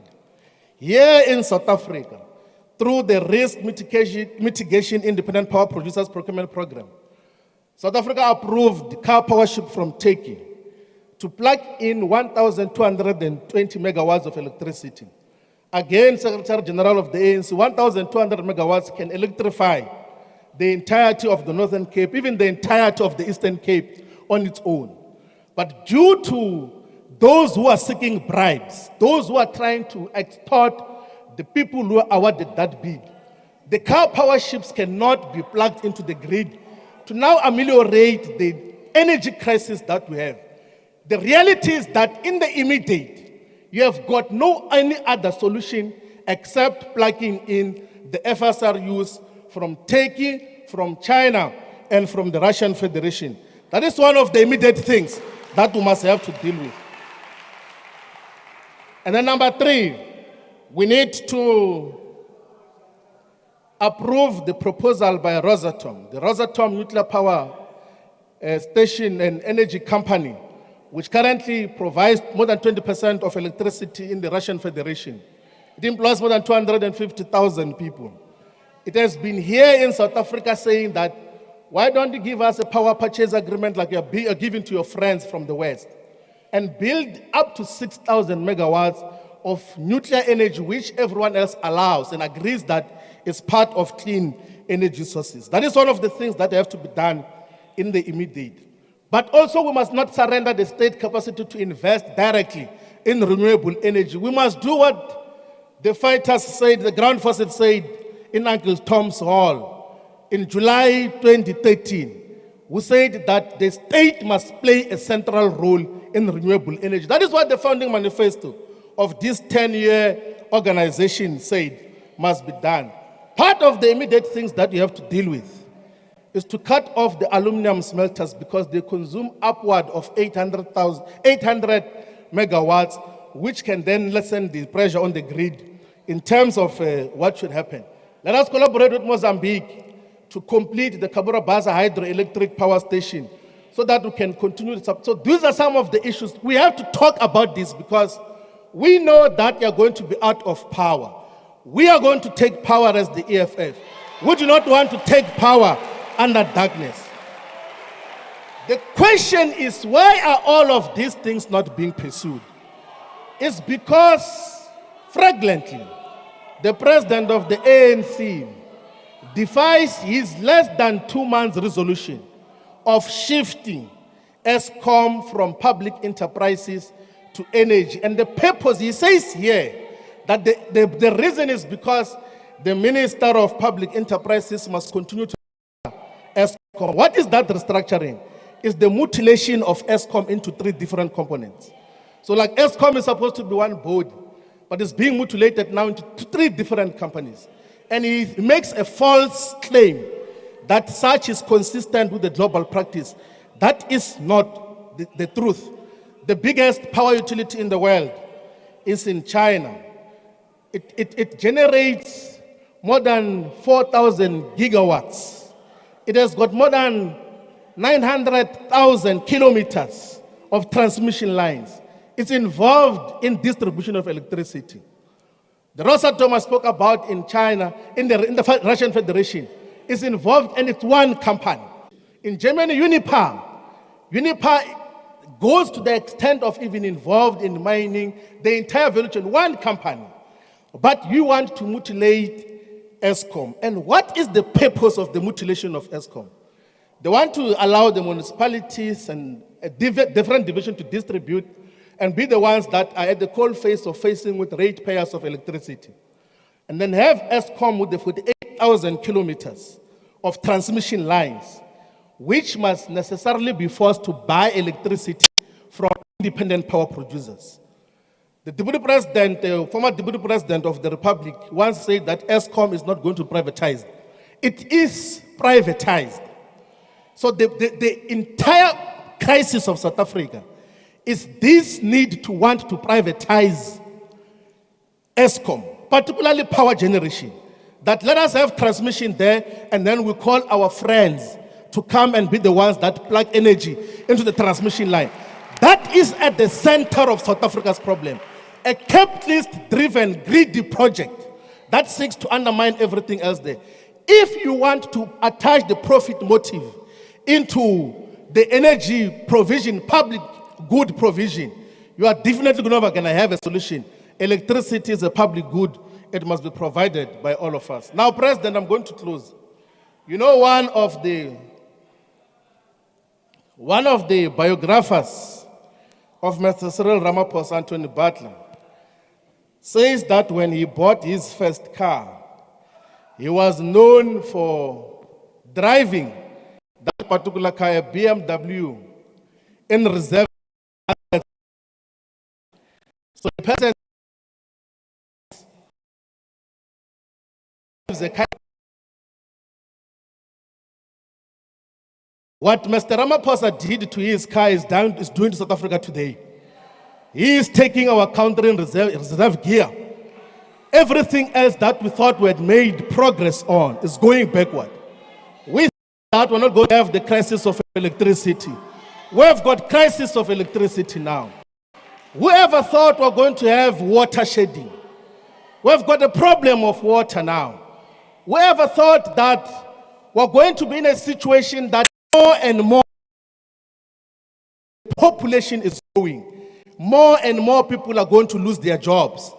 The levels of unemployment, more than 12 million people are unemployed because of this man. He is taking this country in a reverse gear the same way he did when he was utilizing his first car. The public infrastructure is collapsing. The hospitals are collapsing. The schooling systems, despite the claims that we make here, is not working appropriately. How do you explain that you have got close to 1 million children who write their exams at the senior secondary level, but you only have got 160,000 spaces available to take them at post-secondary level? What kind of thinking of a government is that? On a reserve gear because a solid government. What's exciting, which you know, is that petty thing he was doing in Mpumalanga. He says he's closing a pothole and he's fascinated by closing a pothole. Road is that? What law that is dealing with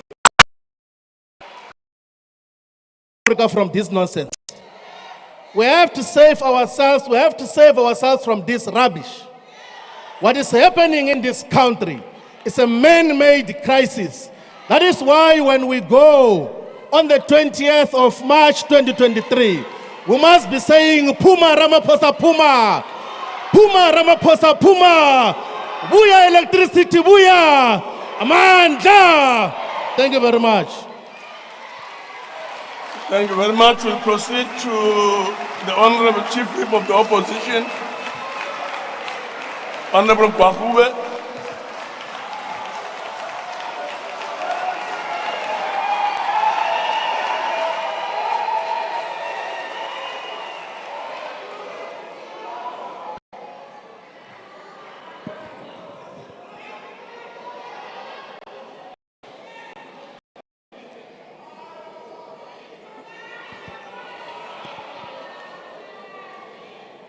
Speaker and the chairperson of the NCOP, it would be amiss of me to not express deep disappointment following the events of Thursday night in this chamber.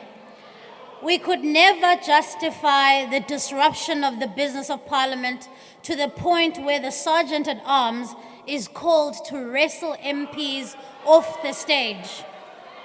Equally, please listen, equally and perhaps more crucially, we cannot have a presiding officer who fails to keep the House in order despite being empowered by the rules to do so. And the failures of the presiding officers resulting in armed security forces on the floor of Parliament. This chamber is a separate arm of state with its own security personnel who do not report to the executive. Armed guards are barred from this house unless there's a threat to life. The case that the DA brought before the Constitutional Court confirms this crucial principle of the separation of powers. The scenes that we saw on Thursday night should never be repeated. That violence, that chaos has absolutely no place in a constitutional democracy. We cannot allow Parliament to degenerate in that matter. It is more so when the people of South Africa are looking to their public representatives for solutions to the crises that they face daily. There has never been a time since the dawn of democracy that our country needed to hear from the president about the issues that are the perpetual albatrosses around their necks. Instead, the president delivered a state of disaster. It is the disaster that has come to characterize his term in office. It is the disaster that is his cabinet. It is the disaster that is the caucus of the ANC of the 6th Parliament. Speaker, allow me to perhaps direct this to the president, because I fear the trappings of power and the cushion of executive office has left us with a head of state that is completely out of touch with the issues facing South Africans. Sir, people are forced to make choices that are perhaps beyond your grasp. A choice between a meal or a taxi fare. Umbane okanye ukhwelisa abantwana baye esikolweni. Ukulinda de kuse xa umuntu emayile ukuya esibhedlele kuba akho ambulance izayo. Abafazi nabantwana abaninzi baphela bengayi epolice station kuba bayayazi into yoba noba bahlukunyeziwe noba badlwengule akukho ncedo luza kuza. Imihla nezolo abantu balala bengatyanga nokuncinane abanako kuyonakala kubo akukho mbane intsuku ziqenqgeleka. Young people are without work. They have no hope. All they have is a life of indignity because of joblessness. Umbutho we-ANC uzimisele uba ngohlohle zabo. Umbutho ongakwazi ukuba imali ebekelwe abantu ngexesha likabhubhane we-COVID-19. Ama-comrade ayetshintshiselana ekhuphisana ngokutya imali yabantu. Upremier Dube apha, uPremier Dube Ncube ebezozingomba isifuba apha kodwa abantu baseThekwini sithetha nje badada enyonywini inkonzo aziyi ebantwini. Njengomntu omtsha ndicela nimamele njengomntu omtsha okhokela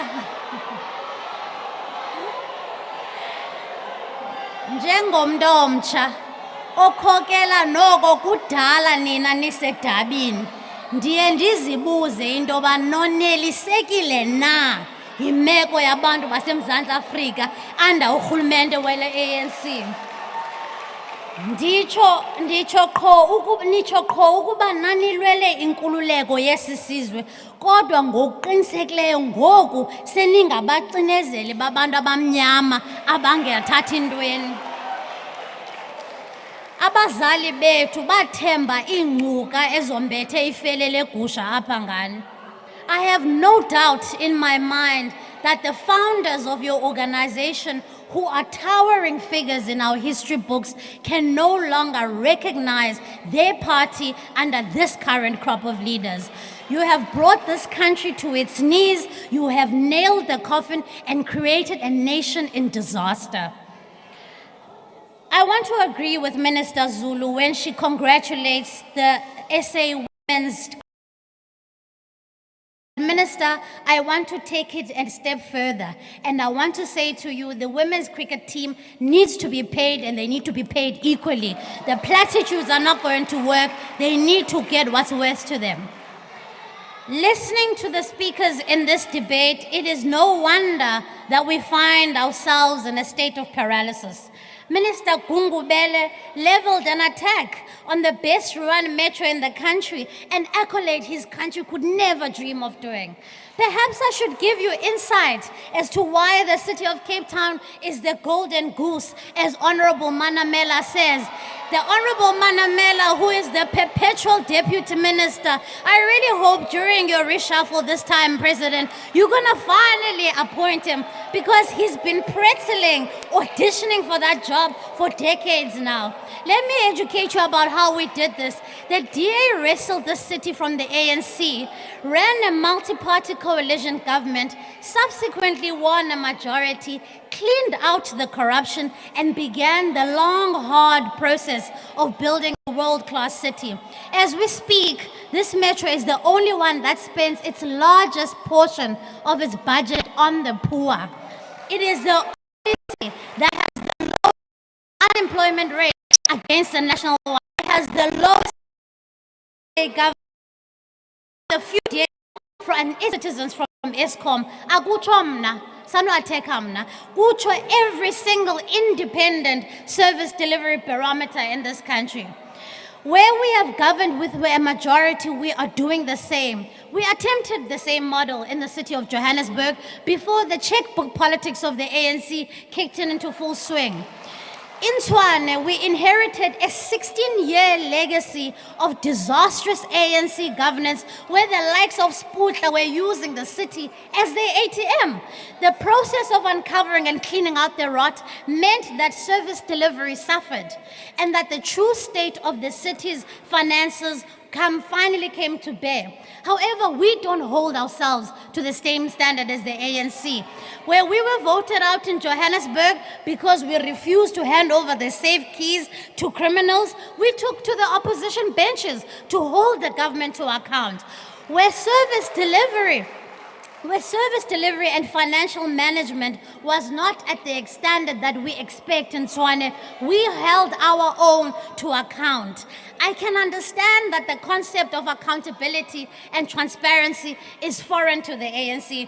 President Ramaphosa would rather add another minister to deal with the energy crisis than fire ministers Gwede Mantashe and Pravin Gordhan, who have dragged us into a state of disaster.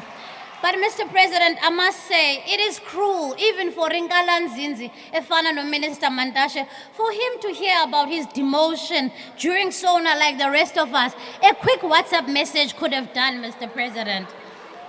To add insult to injury, it is reported that the former mayor of Tshwane, who presented over the decay and destruction of that city, Sputla Ramokgopa, is now likely going to be this minister of electricity. In the ANC, ineptitude and corruption is rewarded with executive office. Colleagues, if we are to start rescuing South Africa from the ANC's disastrous years, then we must start ensuring that Parliament works. When Parliament works, South Africa will work. A Parliament that works would have never nominated and elected a Speaker who has a questionable record in government and who views Parliament as an extension of the executive. A working Parliament would have grabbed the opportunity with both hands following the Zondo Commission report into state capture. Under this Speaker, there's a deliberate reluctance to deal with the findings of the report. A working Parliament would not have shamelessly shielded a sitting president from accountability from multiple crimes that took place on his farm. It would have voted to investigate the president. Indeed, ours is not a functioning Parliament, because otherwise we would have established a portfolio committee for the presidency. And now to the most important people, the people at home, whose lives have been plunged into darkness. I urge you to be angry. I urge you to be angrier than usual. Our resilience as a nation should not be taken as license to be abused. We do not have to tolerate this corruption, the poor service delivery, and the state of disaster. Let us take our anger to the polls. Let's vote out the ANC. Let's vote them out. Badiniwe kwanele. Thank you very much. Now the Minister of Justice and Correctional Services.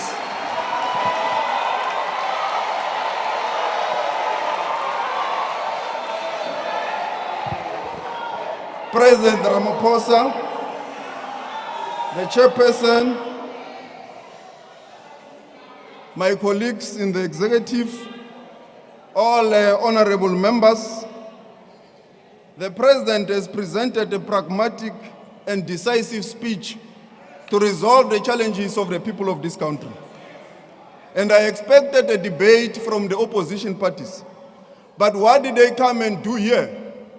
All of them, without exception, the EFF, the DA, the Freedom Front Plus, they came here to present their election manifesto. They were not here to present solutions to the people of this country. In fact, the Commander-in-Chief or the Supreme Leader of the EFF even presented the state of the city of Johannesburg. Honorable Shivambu has just left here, attempted to present some ideas. But unlike, and I'm very disappointed with Honorable Shivambu, because almost like Honorable Steenhuisen quoted his hero, P.W. Botha, without acknowledging him on the Rubicon speech. Honorable Shivambu has just dusted off all ANC documents and presented them here as his. Let me show you how. Honorable Shivambu speaks about the state-owned bank. The ANC has resolved on the in this house. The state-owned bank is already in the process of being constituted. On the issue of ESCOM playing a role on renewable, ESCOM is already repurposing Komati to play a role in renewables. There is nothing new. As we speak now, ESCOM Komati is being renewed. We are working to ensure that ESCOM plays a role on renewables. He also came in here and speak about China, that China only deals with one company in terms of unbundling. China has got various state-owned companies in various provinces and regions dealing with energy generation, dealing with distribution, dealing with the supply of electricity. It does not have only one company like ourselves. It is therefore dishonest and intellectual misrepresentation by Honorable Shivambu. We have got a unique challenge and a unique situation which we have to respond to as the governing party. And the President has never said that the state must never play a role in renewables or in the energy mix. It is an energy mix that has been presented over years through the ERP. It's not something that has been brought by President Ramaphosa. And the ISMO bill that once proposed the unbundling and the divisions in ESCOM does not come from President Ramaphosa. We have just dusted off the idea and rebuild on it because of the current challenges that the country is facing. So Honorable Shivambu has said nothing new here. He has just brought what the ANC is currently doing. Honorable Warube has just left here. She argues that we have not done anything on COVID-19 theft. It is public knowledge that people have been arrested, monies have been recovered for the theft on COVID-19. The ANC government has held people to account.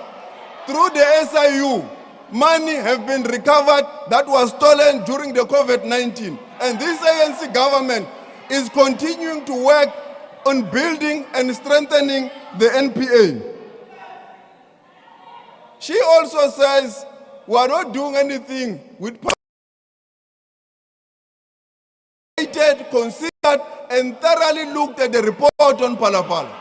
And this parliament decided in terms of its rules to reject the report of the panel. So this parliament has considered and engaged on the Palapala report. Honorable members and the leader of the opposition, Honorable Steenhuisen, fresh from being labeled a Mampara of the Week by the Sunday Times, has unconsciously exposed the true intentions of the Democratic Alliance. Honorable Steenhuisen, who quoted the Rubicon speech without acknowledging, because you are ashamed to acknowledge the source, the leader of the apartheid regime, P.W. Botha. But in reality, the people of South Africa know that we are cut from the same cloth, both in words and in deeds. Even if you choose not to acknowledge your hero, the Deputy Minister of Higher Education, Honorable Manamela, has unmasked you. The skewed racial service delivery in the city of Cape Town, in the Western Cape, Tshwane, the city of Johannesburg, and everywhere. Minister, just a second. Oh, okay. Honorable Josie, on what point are you rising? Thanks, Chairperson. It's a point of order.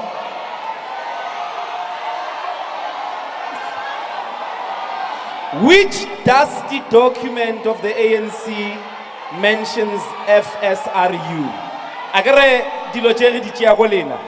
Which document that gathered dust in the ANC talks about FSRU? And how many votes did you get there in Nazareth? That's not the point of order.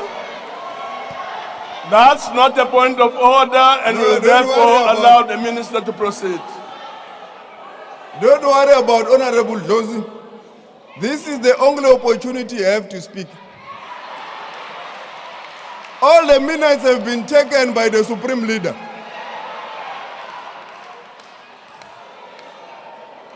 The position of the DA to attack cadre deployment is also consistent with the PW Botha vision.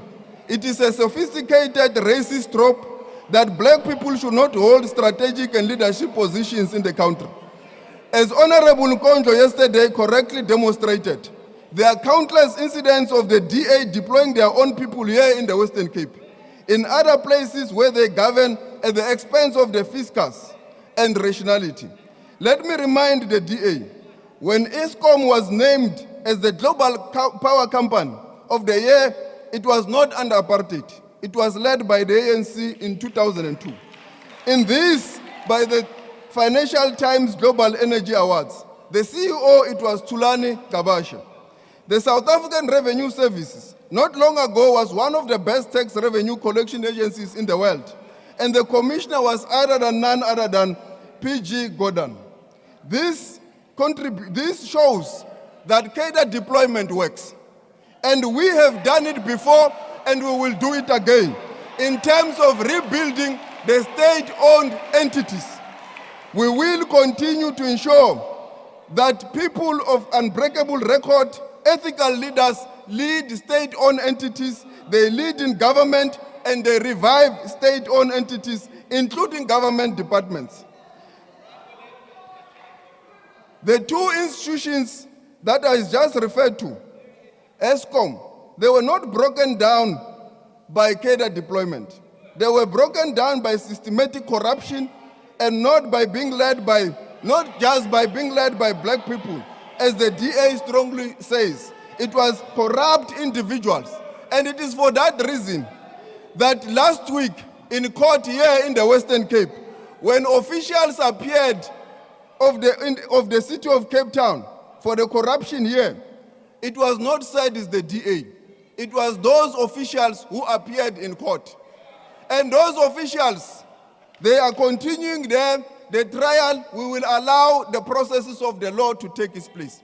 Same as we'll allow the processes of the law to take its place with all people that have been arrested for the corruption at ESCOM. Those individuals will be held to account. A free and a fair trial will ensue. Honorable Speaker, here sits leaders of the opposition parties who meet regularly with one sole purpose: to remove the ANC from power. It has got nothing to do with service delivery or about the people of this country. Their agenda has got nothing to do with water, has got nothing to do with provision of electricity. It is only and nothing else. And the people of South Africa must know them, because this country is not only run for elections, but we are running South Africa to provide services. It's about the people. We do not just exist for our own sake, but to deliver services to the people of this country. And we will continue through the guiding SONA that the President has delivered, to continue to resolve the challenges of electricity, to continue to resolve the challenges of water provision, to continue to resolve the challenges of unemployment, to continue to resolve the challenges that of GBV that were said here. I'm going to give stats. But honorable members, the president has led by sharing his power, even accepting some of the inputs from various political parties in this country. It is what we expect, that the opposition parties must come into the party. The crisis we are in, it is not as a making, and it is not a crisis for political opportunism to campaign. We all have an opportunity when next year comes, we are going to campaign. But now let's resolve the energy crisis, which is ESCOM. And the president has said everyone must bring their ideas. Well, Honorable Schreiber, yesterday, he made us to play a guessing game of who said what. Well, let's see if you could guess this, Honorable Steenhuisen. If the government declared a state of disaster, it will unlock the emergency reprioritization of resources. Guess who said this, Honorable Steenhuisen? It's not Fikile Mbalula, the Secretary General of the ANC. No, it's not. It's Honorable Kalcharia, the DA spokesperson on public enterprises. But what does the DA do? They have now flip-flopped. They've changed. They are saying a state of disaster will lead to unemployment. I must tell you, Honorable Kwarube, it is not the state of disaster that led to unemployment. It was the pandemic of COVID-19.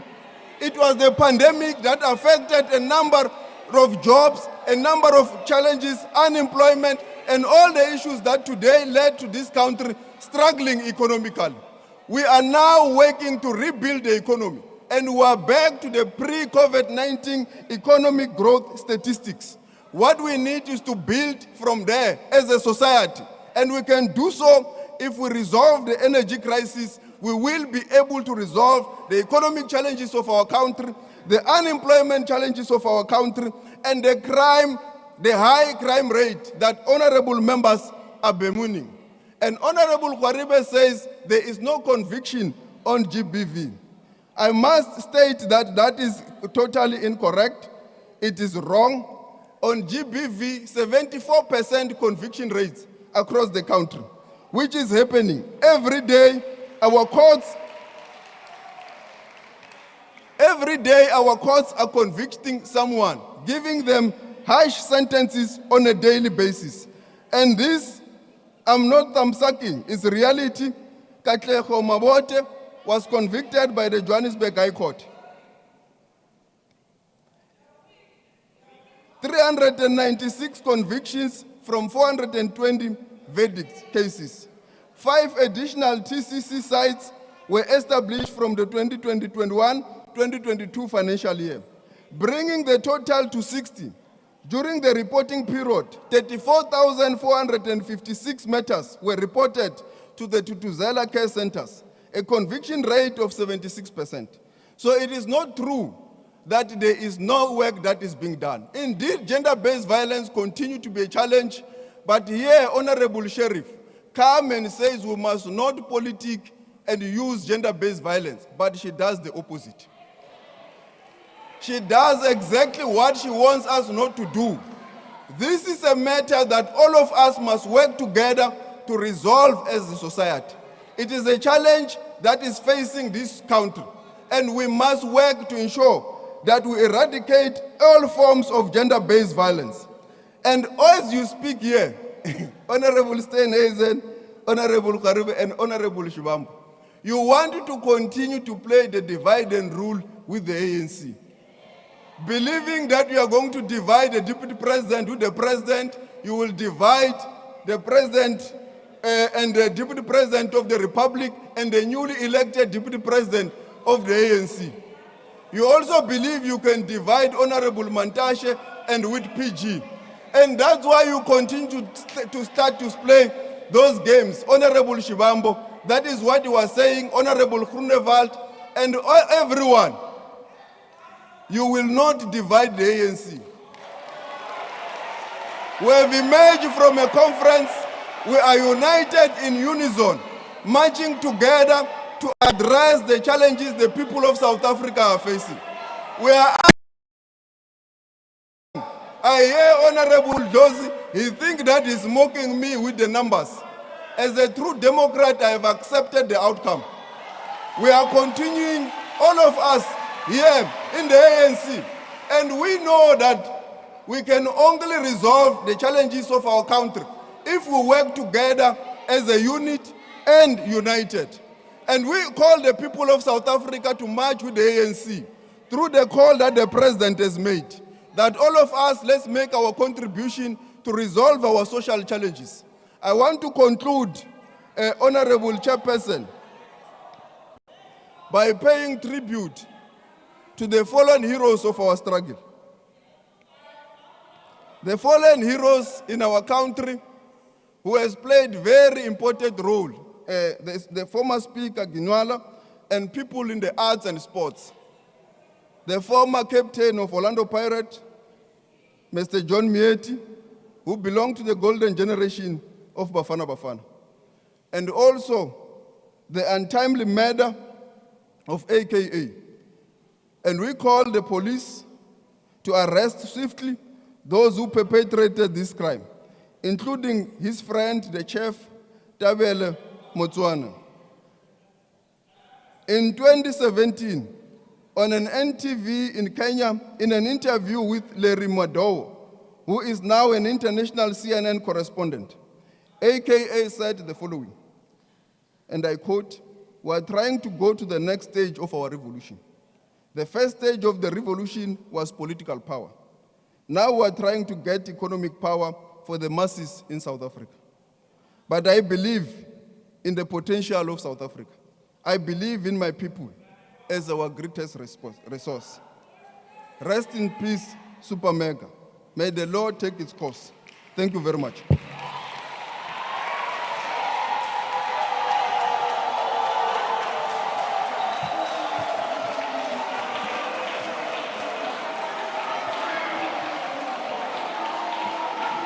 Thank you very much, honorable members.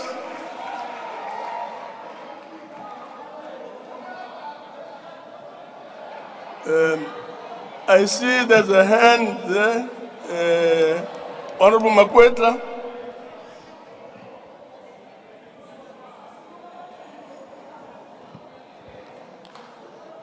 Honorable Chairperson, thank you very much for the privilege. I wish to rise on a point of privilege on a matter of national importance. In the course of this debate of the State of the Nation, President, there were statements that were made on the podium of the joint sitting by members of Parliament that I believe was out of oversight. I wish to urge the Honorable Speaker and the Honorable Chair of the NCOP to consult Hansard and establish the consistency and the admissibility of the statements that were made by Honorable Leader of the EFF, Silo Julius Malema, and Honorable Mente, wherein they called for the removal of the constitutionally established government of the day through extra-constitutional and unlawful action. I want to urge the presiding officers that the statement must be referred to the relevant committees of Parliament, the Rules Committee, and their conduct be referred to the Ethics Committee of Parliament in order to establish whether this is in keeping with the oath of office of members, but also to establish whether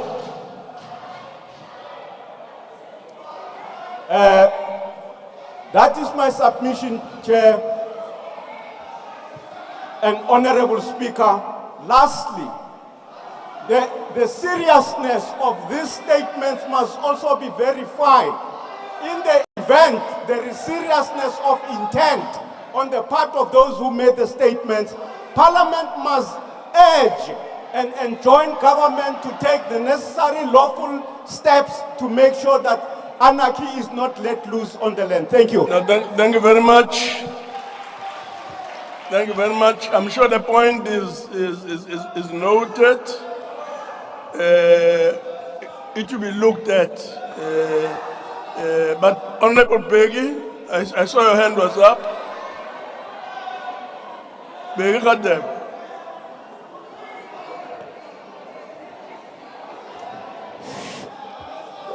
Thank you, Honorable Chairperson. I was rising on the fact that the matters which are being raised have happened yesterday. The time has passed. So the rules do not allow that. So let us close the matter, please. Thank you, Chair. Okay. I see Kokube's hand is up.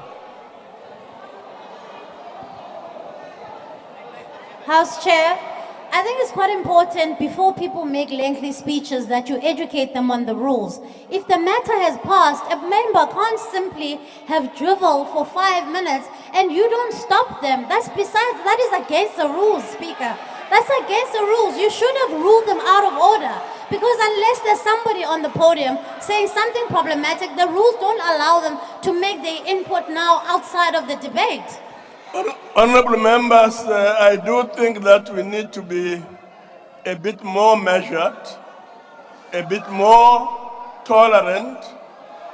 The matter raised by Honorable Makwetla was a point of privilege. And all I did was to listen to that, and I've already made a ruling that the matter will be looked at.